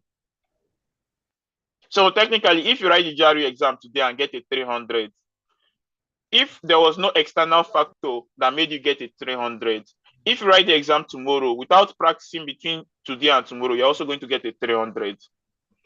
Like, the exam has been designed in such a way that when you see a question, like, you either know how to approach these questions or you don't know how to approach these questions. And if you know how to approach these questions, you have an increased chance of getting the answer correctly. And if you don't know how to approach these questions, there's an increased chance of not getting the answer, right? And every exam has exactly the same kinds of questions, exactly the same number of questions in the different categories, exactly the same, right? So for example, in verbal, there's like, let's say, for example, when I wrote the exam, it was like 20 questions per test and maybe 2 tests, so 40 questions, right? Every exam is 40 questions for verbal. It has changed. I think it changed last year, but then it's still the same story, right? Every exam is like 40 questions for verbal. And amongst that 40 questions, there's like 3 sections. The first section is probably like 15 questions. And even amongst the 15 questions, there's still subsections again. And so technically, it's more like across exams, the questions are the same thing, right? So that way it's easy for you to, and that is why it's something where if you can understand the hacks, like if you can develop strategies for, scaling through the GRE, it becomes easy for you to track your progress over time. It becomes easy for you to, try and improve over time. The summary of everything I've just said now is that the GRE exam serves as a leveler across, students from different countries, from different universities, from different programs. It provides a standardized basis for a university to compare you that went to Federal University of Technology Owerri with another student that went to Harvard. And guess what? A lot of us that went to Federal University of Technology Owerri, we get scores that are better than the scores of those that went to Harvard. Okay, so that's the first one. What's the exam goals? The second point I'm going to talk about, and this is very, very important, the exam structure. So I've said it before that the GRE follows like a standardized structure. And now this is my first takeaway from this talk. If you want to prepare for the exam, my honest recommendation is that you go get yourself a GRE preparatory book. There are a lot of them in the markets. And if you go to any of the major markets in Nigeria, I got mine from Port Harcourt. What is this market close to Garrison? No, not Garrison. I forgot the market. Yeah, but I got mine in Port Harcourt, right? But if you go to any major market, Owerri main market, Port Harcourt, the main major markets in Port Harcourt, the major markets in Aba, the major markets in Onitsha, they would always have a section for selling books. And if you go to those sections, you'd always see a lot of stores that sell GRE prep book, right? And you'd get them cheaper in those places than going to specialized bookshops or all these fancy GRE preparatory centers. The first takeaway I'll give you here is if you are interested in writing the GRE, please go and get a physical book. Like I said, this is my recommendation. A lot of persons try to depend on digital books, PDFs, etc. If you cannot afford a physical book, sure, you can use like digital copies, right? I have seen people that use them. But for me, there's this thing where I actually have the book, right? Yeah. So I actually do have the book. It's like buying the book gives me tells me how committed I am to something, right? It's I don't know how to describe it, but I would always suggest people, if you can afford it, go buy a book. When you buy the book, the first thing you should do is to start reading the book from page 0. So let's say, for example, I used the Kaplan GRE during my time, right? So Kaplan GRE is one of the, I think that's a couple years ago, the major GRE companies, prep books were Barron's GRE, Kaplan's GRE, Magush GRE, right? So I use Kaplan, right? And then when you buy the book, the first 1 or 2 chapters is focused on telling you about the exam. It tells you about the structure of the exam. It tells you for each section, quantitative, verbal, these are the structures. So here, for example, for verbal, you have so every verbal exam has 3 sections. There's a text completion section where you are given a sentence. There's 1, 2, or 3 empty spaces in the sentence, and then you are told to fill in the words, and you have to pick correct words for all 3 spaces. There's a sentence equivalence section where you are given a sentence, you are given 1 space, and you have to pick 2 words that mean the exact same thing when you put it in that single space. And then there's the reading comprehension. And then similarly for the quantitative, there are also 3 sections again. there's the quantitative comparison section, there's the problem solving, and there's the data interpretation or statistics, right? So when you get a GRE prep book, now at this point, I'll now backtrack a little bit. Whether a physical book or a digital copy of the book, the first thing you want to do is to read through the preliminary, the first section, the first couple of chapters.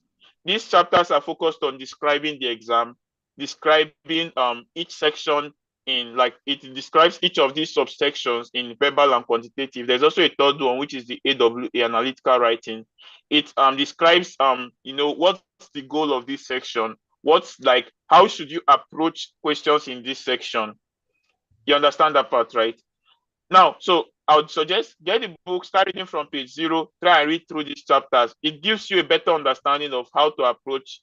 You know that in where if you want to fight an enemy, you need to first spend some time studying the enemy.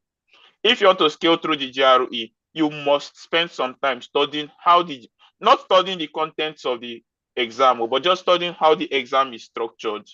This is a very important point. Please take note of that. So yeah, we've talked about understanding the GRE. We've talked about buying a GRE book. The next thing we'll talk about now is how can you, like, optimize your preparation. And here I would say this. I think the single most important aspect of preparing for the GRE, the single most important aspect for preparing for the GRE is trying to balance your strengths and your weaknesses. So to do this requires what I call targeted practice. So technically, you don't just say, I'm preparing for the GRE, and then every day or every week, I write a new test, I write a new practice, I go look for a practice test, I write it, I go pick a GRE. So if you get a GRE prep book, whether the digital copy or the virtual or the physical copy, you would have a lot of practice tests in them, a whole lot of them. And then every day you pick one practice test and you write and you keep on doing that. It's not going to help your score anyway. Your score is just going to, oscillate around the same mean point. It's not going to increase. The only way you can increase your GRE score, and like I said, I'm talking from my perspective. It can be correct, it can be wrong. I don't care. The only way you can increase your GRE performance is to use what I call targeted practice, intentional practice. You are practicing with an intention. And what is the best way to do this? I say it's identifying your strengths and your weaknesses. Let's talk about weaknesses first. We'll talk about the different kinds of weaknesses that you should be focused on, and then I'll go into a little bit more details as to how I work on. And the interesting thing, I feel that writing an exam is an art. It's a skill, and this applies to any exam you are preparing for. Everything I've said here does not apply to only the GRE. Any exam you are preparing for, it applies. The level may differ, but it applies. Even if it's your semester exam, the best way to scale through your semester exam, the first thing you need to do is you need to understand what's going to be required. You need to understand, what do the professors or the teachers expect from me? What kind of questions do they usually set, right? If you know the kind of questions that they set, you know where to, focus your reading. And that was what I said in the first place, right? Now, let's say you've started reading, right? How do you know what sections to spend more time on, right? That's where you come into, understanding your strengths and your weaknesses, right? So everything we're talking about here, it doesn't just, this is why I scale through exams, irrespective of the GRE. So yeah, let's talk about different kinds of weaknesses you can target. The first is what I call content weaknesses. Well, I don't call it, I got this online. The specific 3 weaknesses I'm going to talk about now, I got them online. So yeah. So the first is what someone would call, why is someone writing on my screen? Can anybody see the green line on my screen? Yeah, just hold on. I think someone is. Let me just. Well, for now it's not blocking, so I'll just continue. So the first is what I call content weaknesses. So content weaknesses mean that so here we're talking about identifying your weaknesses, right? Content weaknesses mean like let's say Sorry, Pascal.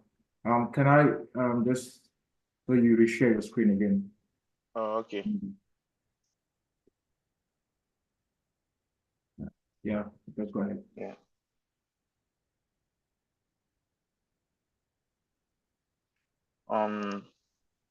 Sorry about that. I don't know. Yeah. Okay. So content weaknesses. Can you see my screen? Yeah, we can.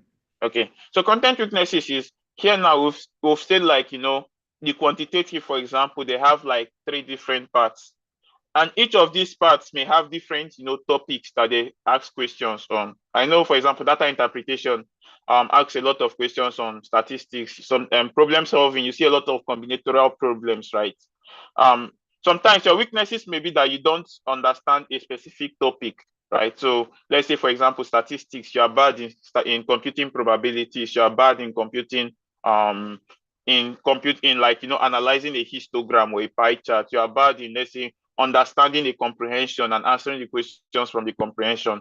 These are content weaknesses, right? You have format weaknesses. Format weaknesses is just generally like you don't really understand how they are setting the questions. It's not really about the topics now, but you don't really understand how they are setting the questions. You don't really understand like what questions expect from you, right? If someone is able to interpret the question for you, then you'll be able to answer it. But without the interpretation, you don't really understand the question, right? Not really the content of the question. And then we have strategy weaknesses. Maybe you can't focus for 20 minutes, right? So you can't really focus in the exam, right? So yeah, you need to understand the weaknesses. And also you need to understand your strengths, right? Now, why does this matter? I would always say that the whole process of preparing for the GRE, right, is all about you take a test, you identify the questions you scored correctly and the questions you did poorly in. For the questions you scored correctly, you identify if that's because you did a guesswork that worked out for you or because you actually understood the topic, right? Now, from the questions you scored correctly, you know that these are your strengths. Now you go back to the questions you failed, right? You need to ask yourself, and this is where intentionality matters, right? It's not just about, wow, I took a test and I got 17/20. And then I'll ask you, what happened to the remaining 3 questions? Why did you fail them, right? For the 3 questions you failed or the 10 questions you failed in a test, why did you fail it? Was it because you did not understand the underlying topic, in which case is a content weakness? Is it because you did not understand the question? But when you now go back and you reread the question, wow, this question is actually clear. Now I know the answer. In which case is a format weakness. Or is it because you were just so tired when you were writing this test, you were not able to focus on it? For each of these weaknesses, there are different ways of tackling them. For example, content weaknesses, your goal is you need to now leave the test alone and go and upskill, go and read about the topic, go and like try and understand the topic from the basics. And every GRE prep book will give you like sections of the book that is focused on teaching you the key topics in the GRE. And then we'll also talk about so for your weaknesses, you want to use like targeted practice on those weaknesses to upskill in those areas. But then for your strength, you want to be sure that if a specific area, for example, when I wrote the GRE, I knew that my strength was quantitative. So my goal was to get 170/170 in quantitative. I knew I had issues with verbal, right? But quantitative, that is my strength. I want to get the most number of questions from there. And you can see it reflecting in my score. Now, even in verbal, I knew that my problem was words, right? But in terms of comprehension, I was good in it. So technically, I'm okay when I write a test and I fail 1 or 2 questions that have to do with words, text completion, sentence completion. But you see, if I fail a single question in the reading comprehension, I feel very bad. That makes sense, right? So so this is about you target at trying to improve on your weaknesses, but then you don't want to lose track of your strengths. And then the last aspect of this talk is about practice. You want to practice hard for this exam.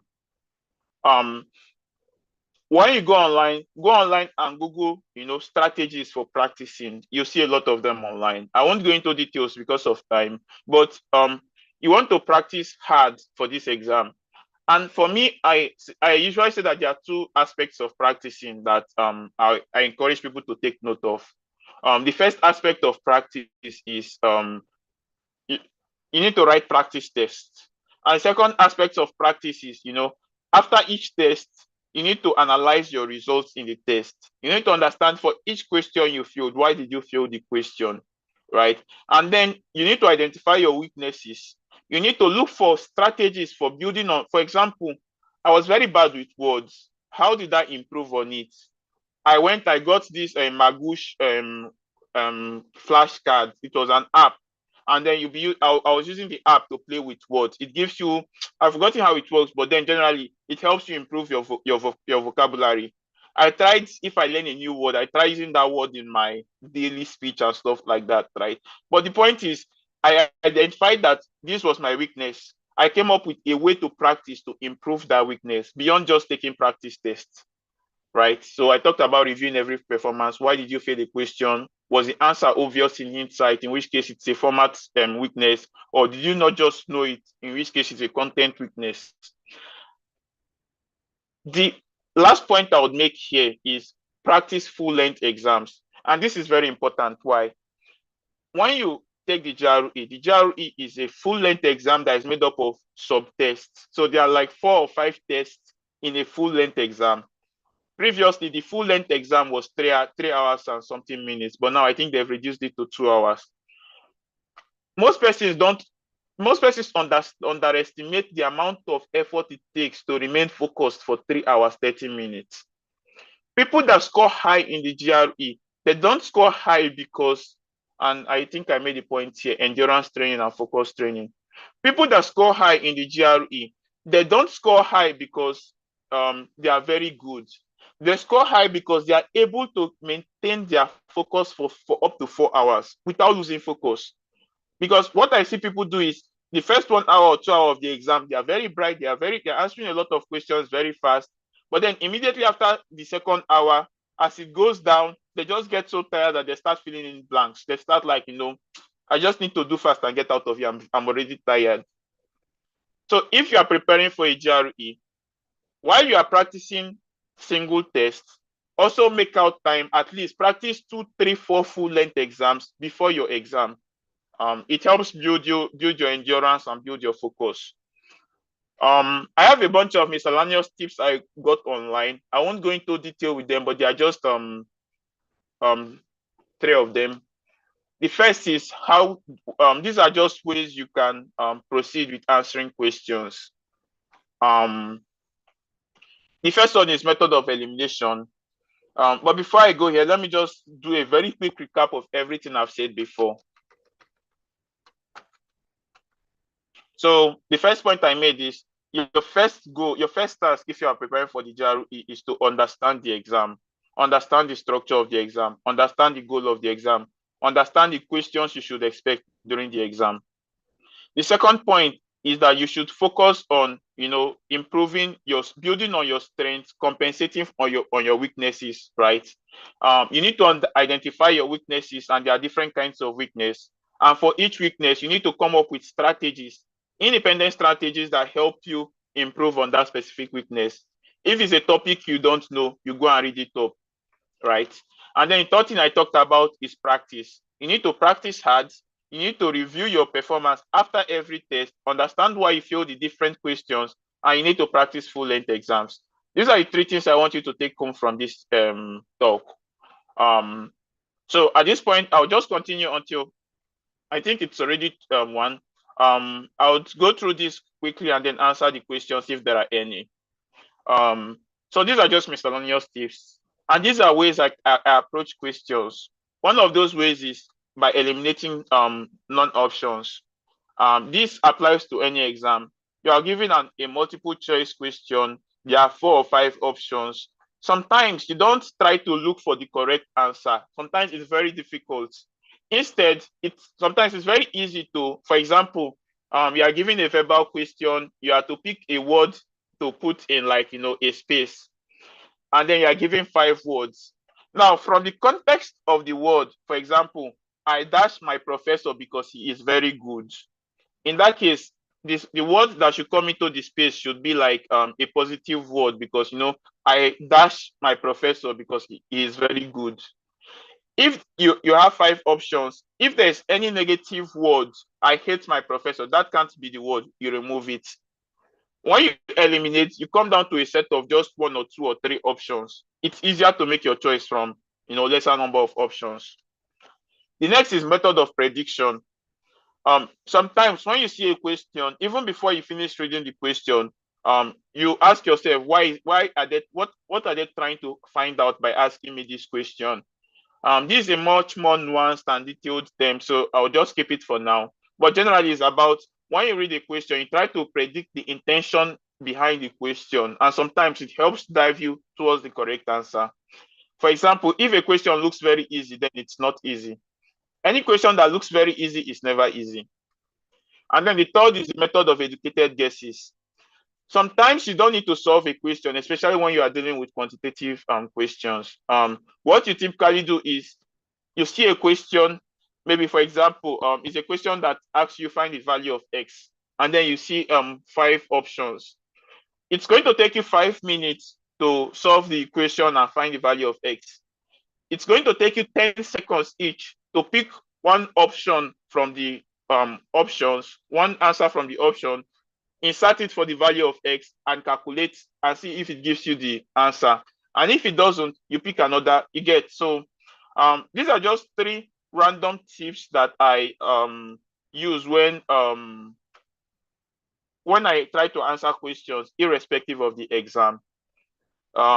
So with this, I think the last point I have here, and this is my last slide, is if there's any one thing you take away from this talk, let it be this. It's very hard to prepare for the GRE alone. It's very hard to prepare for graduate school alone. It's very hard to write good statements of purpose alone. It's very hard to select the best schools alone. It's very hard to do things alone. The best way you can succeed is to try to identify communities of people with the same goal. If, for example, you are preparing for the GRE, you try to identify communities of people that are also preparing for the GRE, and together you guys can find ways to, you don't need to study together, right? But the fact that you know that there are people that are pursuing the same goal as you, it helps in motivating you, right? It helps in directing you, right? So whatever your goals are, whether it's writing the GRE, whether it's preparing and applying for graduate school, please, to the extent possible, try to identify communities that can support you in doing this. And if there are no available communities, my guy and my lady, go and create your own. Find your friends that are interested in the same goal. Start with a WhatsApp group. Put yourselves in the WhatsApp group. It doesn't have to be an active group, but at least from time to time, you guys can discuss what you guys are doing. You guys can, share information amongst yourselves. You guys can have calls and have like joint practice sessions once a year or once a month, or however that is convenient. But at least you know that you have like a group that you are working with to achieve a goal. Thank you very much for listening to me, and I'll be happy within any time we have left, but hopefully within the next 5 minutes to answer any questions that you have. Yeah, thank you so much, Sir Pascal, for this very insightful session. I believe there are so many things we can take home from here.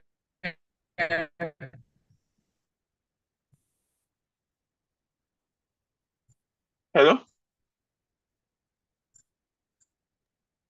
Yeah, I think she's having some network issues. So yeah, Munachi, if you're still there, you can continue moderating the session. Either Munachi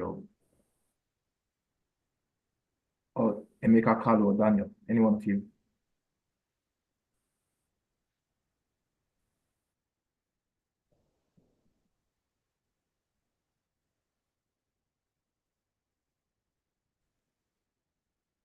Hello, can you hear me?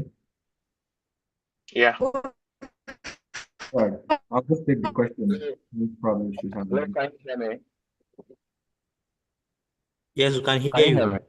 Yes, we can. We can. Okay. Okay, so I'll just go ahead. Thank you very much, Pascal, for this session. I was just saying it's quite enlightening, especially from how you started and then um, taking out and honestly, you can really get a lot of answers about what the GRE or how to prep for the GRE online. But I think coming from the perspective with which you brought it makes it all the more interesting and very, very apt. So thank you very much. I'll just take the questions we have on the chat box. I think we have a few. So the first question is, I think it's related to the second question. So how long should one study before taking the GRE? And Business is asking, in your own case, how long did you study before and practice before taking the GRE? Okay, so the problem with that is that I could tell you that I spent, for example, 8 months or 9 months or 1 year, but the truth is that it wasn't like it wasn't with the same level of effort. I know I bought the GRE book, let's say January 2019, December/January, over the Christmas, like December/January 20 to that Christmas break 2019. But I wrote the GRE in 2020. But that said, the actual, if I'm to compress how much time I actually spent actually preparing for the GRE, I would say it took like 3 to 4 months. Because you can buy a book and then you don't really be reading it like once a month. So there's really no I think generally some persons give the suggestion of 3 months, 3 to 4 months of active preparation. That doesn't mean that if you have a 2 month target that you cannot, dive all in and spend most of the time practicing for it. If you are trying to write the GRE, prepare for the GRE, but you are working, the best way to prepare for it is little consistent efforts over a longer period of time than a crash course within 1 or 2 months. So let's say, for example, this is a March, right? And the next application period is going to open in August. So your goal can be to write the exam in July or August, right? You can start now. You don't need to spend a lot of time every week preparing now, but at least let's say 30 minutes, 1 hour every week or twice in a week, depending on how much time you have. And then you just, gradually you're just preparing. And maybe when you get to May, now you have like, as at May, you have like 4 months to 3 to 4 months, right? Then you can increase the frequency, right? And then when you get to June or July, maybe the last 1 or 2 months before the exam, you can then go all in and spend a lot of your weekends and a lot of your nights trying to grind practice questions. But you don't, so there's just no answer, right? If, for example, you want to write the exam in the next 2 months, sure, you can start now and you can start grinding. The one thing I always advise people is, even if you don't know who is going to fund your GRE or where you get the money from, just start preparing. One thing I once advised someone to do, or thought to advise someone to do, is, hey, prepare for the GRE. Get consistently, let's say, scores that reflect like 325, 330, 335, and go and post on Twitter or send to some persons. I mean, and like, hey, these are the scores I've been getting from tests, but I don't have money to write this GRE. Can you help sponsor me? A lot of persons will be willing to sponsor people either with their time or with money if they think that it's going to be a good investment. And what better way to show that it's going to be a good investment, that you already have, like, scores that show that you consistently get very high scores through your practice, but you just don't have money to register for the exam. So yeah, there's really no fixed time, just but let's say on average 3 to 4 months. Oh, thank you very much. And I think you just rightly put it. There's no one size fits all, but particularly studying over a long period helps. And I think during the session you also spoke about studying intentionally. And I think when you see your weaknesses, it helps you know how long you need to put in to make those areas get better. Okay, thank you. So in the course of the session, you answered a part of Favor's question, but I'll still ask it. I know you mentioned Kaplan, which of course the hard copy material you used, and then Magoosh flashcards. Besides this, what are the other, in quotes, best tools that can be used to practice for the GRE? You remember the quote, it's a poor workman that complains about his tools, right? There is really no best tools. It's a question of how do you, in fact, most of the popular GRE prep materials, they are all the same thing, exactly the same thing, no difference. So technically, it's not a question of the best tools. I always suggest find whatever available tool you have and start using it. Like I said, right, it's good to use a GRE prep book because the book gives you some structure. It gives you a way to proceed with your learning and everything rather than just writing random tests. I know ETS also has their official GRE guide. ETS is the company that organizes the GRE. They have an official GRE guide. When you register for the exam, you get the book for free. But I'm pretty sure you can find like online versions of it, like in different websites. That's also a structured guide that you could use. There's just I know then when I was trying to improve on my vocabulary, someone recommended a Magoosh prep book, and then I also used that partially. At some point I had a friend that had when you buy a physical book or a digital book, it gives you access to the digital content. So I had a friend that had access to a different platform. I've forgotten the name, is it Payless or something like that? And then he gave me access, and then the platform had so Kaplan gives you just let's say two or three full exams, right? But that platform gave 10 full-length exams.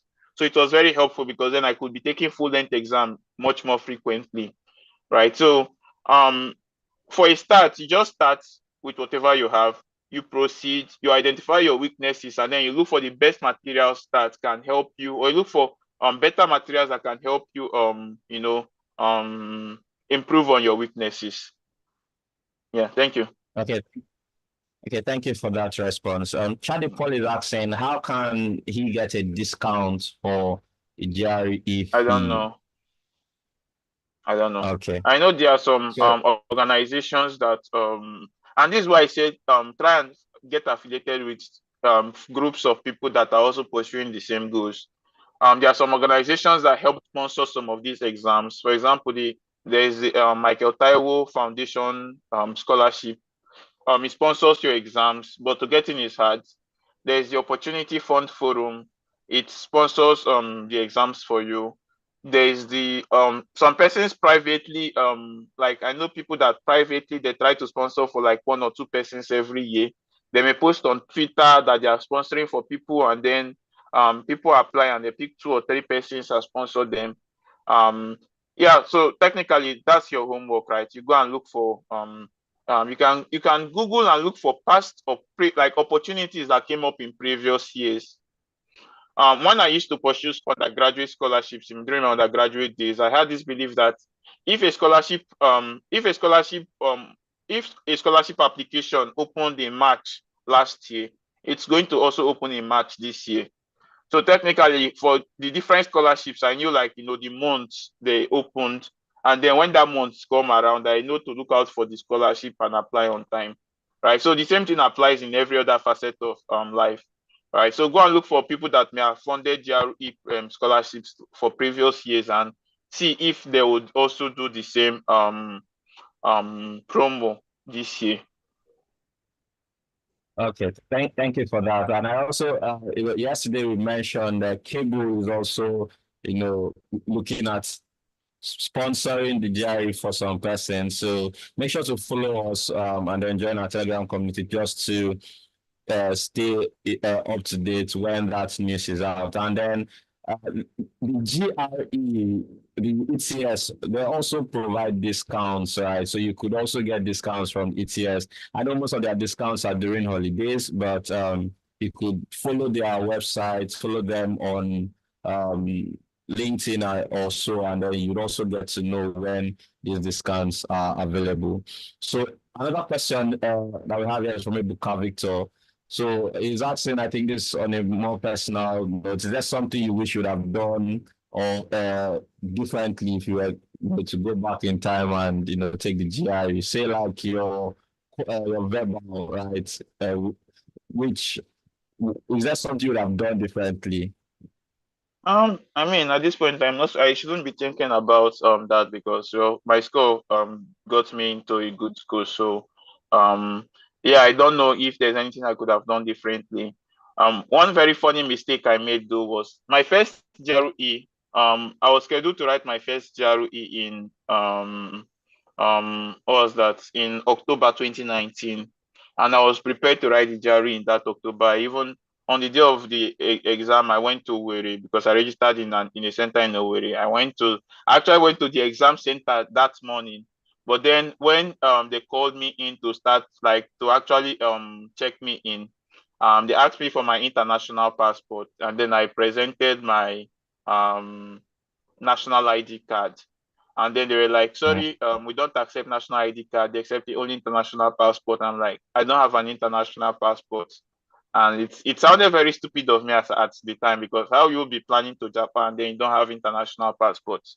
And I did not write the exam that day. It was very heartbreaking. And yeah, but then luckily I was able to get the international passport within a month, and then I reapplied and wrote the GRE in January 2020. But yeah, so if you are preparing to write the GRE, please don't make the same mistake I did. I think it's a good thing that you mentioned this at this time, because often most people fail to understand that for all standardized tests, you actually need a passport for all standardized tests. I think that's the only acceptable means of identification. So please, guys, if you are writing the GRE, TOEFL, IELTS, make sure you have your passport before your exam date. I have a friend who was almost in the same situation, almost missed his GRE because he did not have a passport. Thankfully, he was able to get it in, I think, less than 2 weeks to his exams. And the cost is not refundable, by the way. Okay. So someone is asking, he could only lay hands on older versions of the GRE materials. Does it reduce his chances? So I think this is coming from the new version of the GRE from September last year. So if someone is preparing with the older versions, does it reduce their chances? So the thing is, I don't know what GRE changed. I don't know if they only changed the structure of the exam, or if they actually changed the content of the exam as well. But you can find that out online. But if they only change the structure, which is the number of questions and the time allocated, I think previous materials should suffice. At least if that is what you have, then sure. See, my philosophy in life generally is work with whatever you have, right? My sister learned how to do graphic design, and started making her first set of money from graphic design using just her phone. And she was making really beautiful designs, like graphic designs, actually making a good money, getting contracts to design with just her phone. And then when I tried to ask someone like, hey, you are using this very expensive phone, you can use it to learn graphic design. Person is like, oh no, I need a laptop before I can actually learn. And I'm like, you're not even serious. This applies to everything, right? If you have a 2010 book, if that is the only thing you have, geez, use it and prepare and practice with that, right? If you have a 2017, a 2019 book, sure. But then you know that, sure, maybe the more recent versions may have some things that would be more interesting, right? So if you have access to get the more recent version, sure, get the version. If you are buying the book with your money, I would advise you look for a book that is a little bit more recent. Must not be a 2023 version book, but at least a 2019, 2020, 2021 book. Okay, yeah, thank you for that. And also to add to that, on the GRE website, it's just the argument essay that is taken off. Structure is more or less the same with less timing. And then you still have your issue essay. So it's still basically the same GRE with no arguments essay. So I feel old material should work, just like Mr. Pascal has mentioned. Okay, Aging Prosper is asking, does it expire? Does the GRE certificate expire? Like the IELTS, and how long does this last? The GRE, I think as at then it expires after 5 years. I don't really know for now. So if they've not changed it, then I think it's 5 years. Yeah, it's still the same. I think it's still. Yeah, so it's still the same 5 years from I think the day you write the exam. You can use the same results for over 5 years. And the IELTS is for 2 years. So you also want to take note of that difference. Okay, so I think the other questions have been responded to.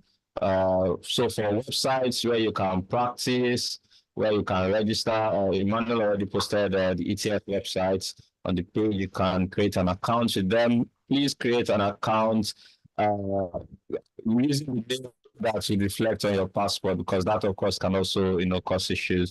But more details on this will be shared on our platform on Telegram. So you could just join to keep in touch and also get to follow up with other persons who are planning to write the GRE. Okay. So thank you very much, Pascal, for your time. We so appreciate having you join us. And I think I would, once again, reiterate what's showing evidently on the screen. If you want to go fast, go alone. And if you want to go far, go together. Thank you very much, Pascal, for your time. And do have a beautiful evening. So we'll just continue straight to the remaining parts of the session. Pascal, please, if you could stop sharing your screen. Then let me quickly share mine. Okay.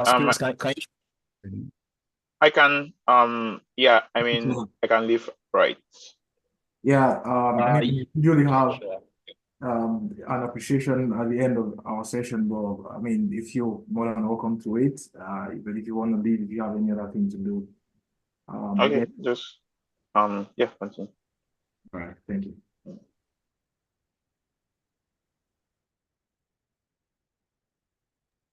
All right, go on, Daniel. Okay, so please, I'll need you to help me share your screen. Trying to get the exact spark for today.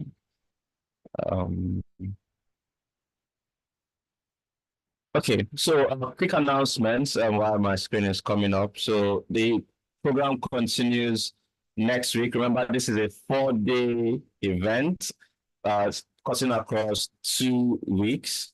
So the program continues. Did I drop off? I think I did.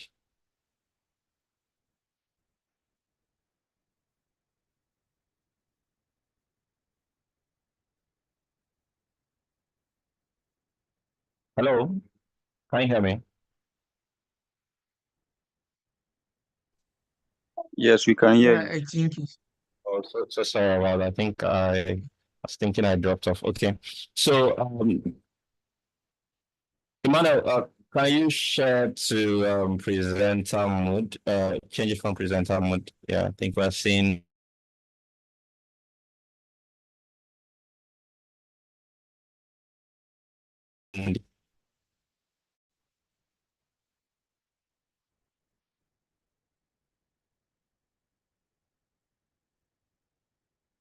Okay, I'll just continue.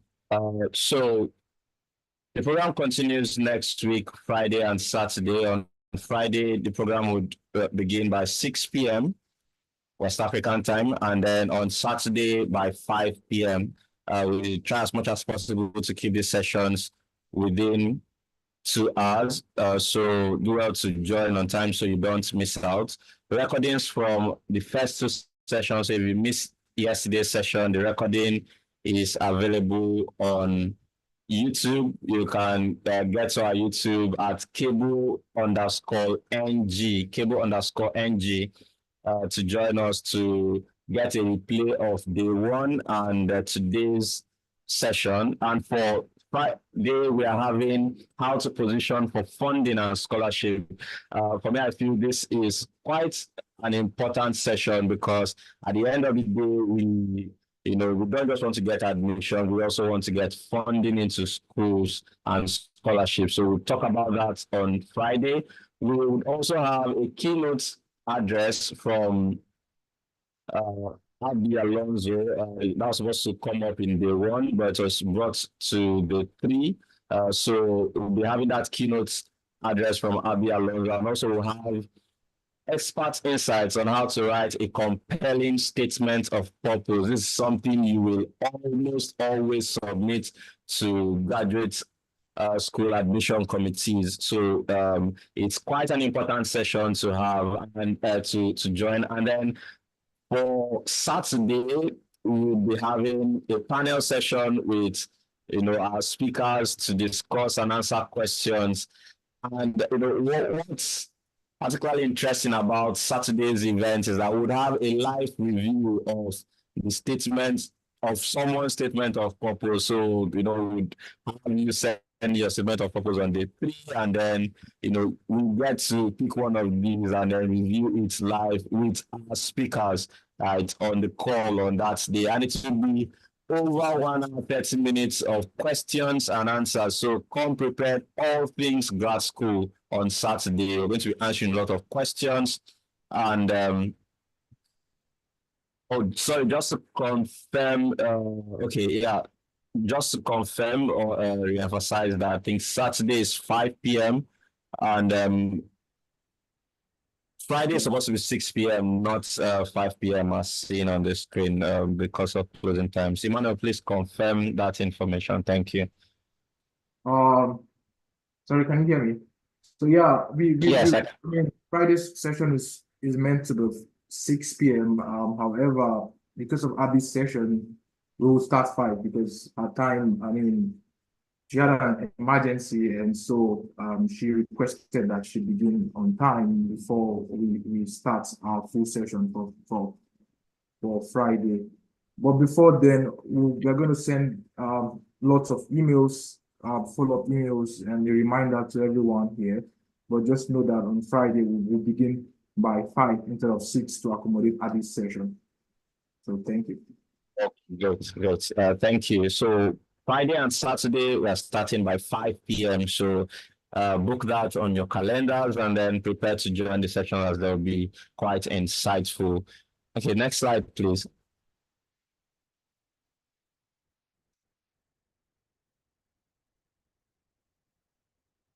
Yeah, so you can follow us on all our virtual communities on Telegram at cable_ng on Telegram. On LinkedIn, you can follow us at Cable Nigeria, and Facebook, Instagram, and YouTube, cable_ng. So do well to follow us across our social media channels. I think the Telegram link is already in the chat box. Do well to join to stay updated with further information. Next slide, please.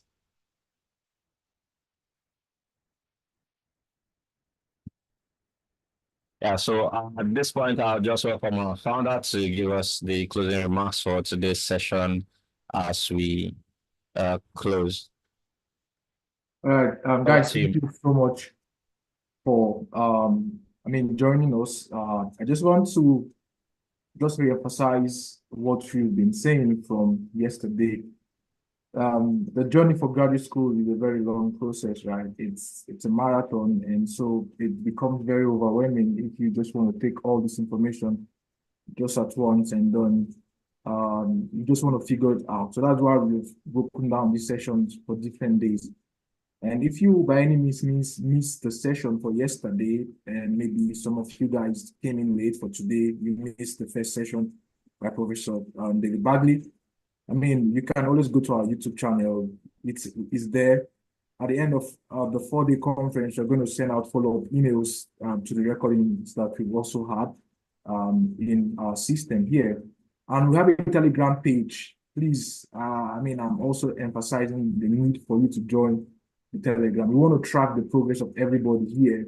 We want to guide you guys in this process. We had Pascal share his experience with you with all of us here. And I could still also remember when during that period we are preparing. So it's a community, so don't do things in isolation, and that's what he has been saying, right?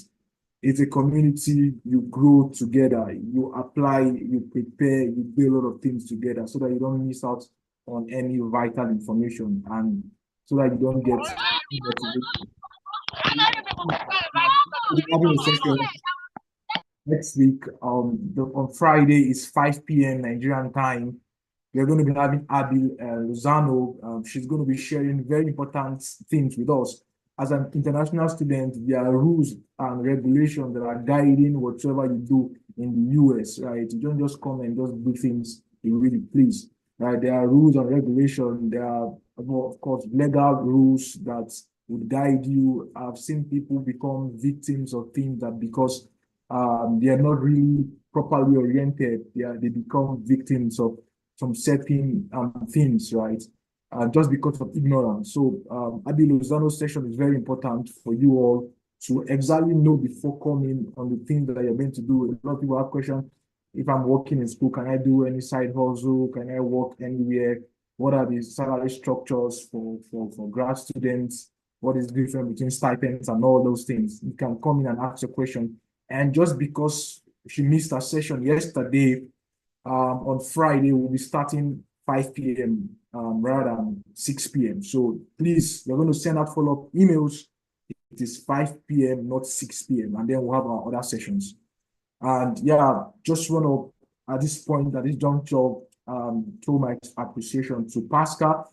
Pascal has been a very good friend of mine. I mean, he never hesitated to come and speak. I mean, it was just a one call and we obliged to be here today. So I just want you guys to just, on the chat box, just tell him thank you, appreciate him.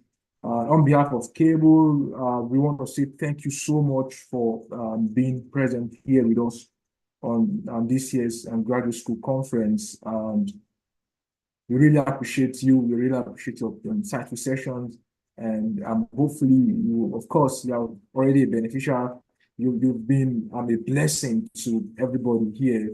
And lots of people here will be a beneficiary to the information that you shared with us. Thank you once again, and God bless you. And that's it for this week. So thank you very much, everyone, and see you same time next week, Friday, Saturday, 5 p.m. Thank you and have a lovely evening.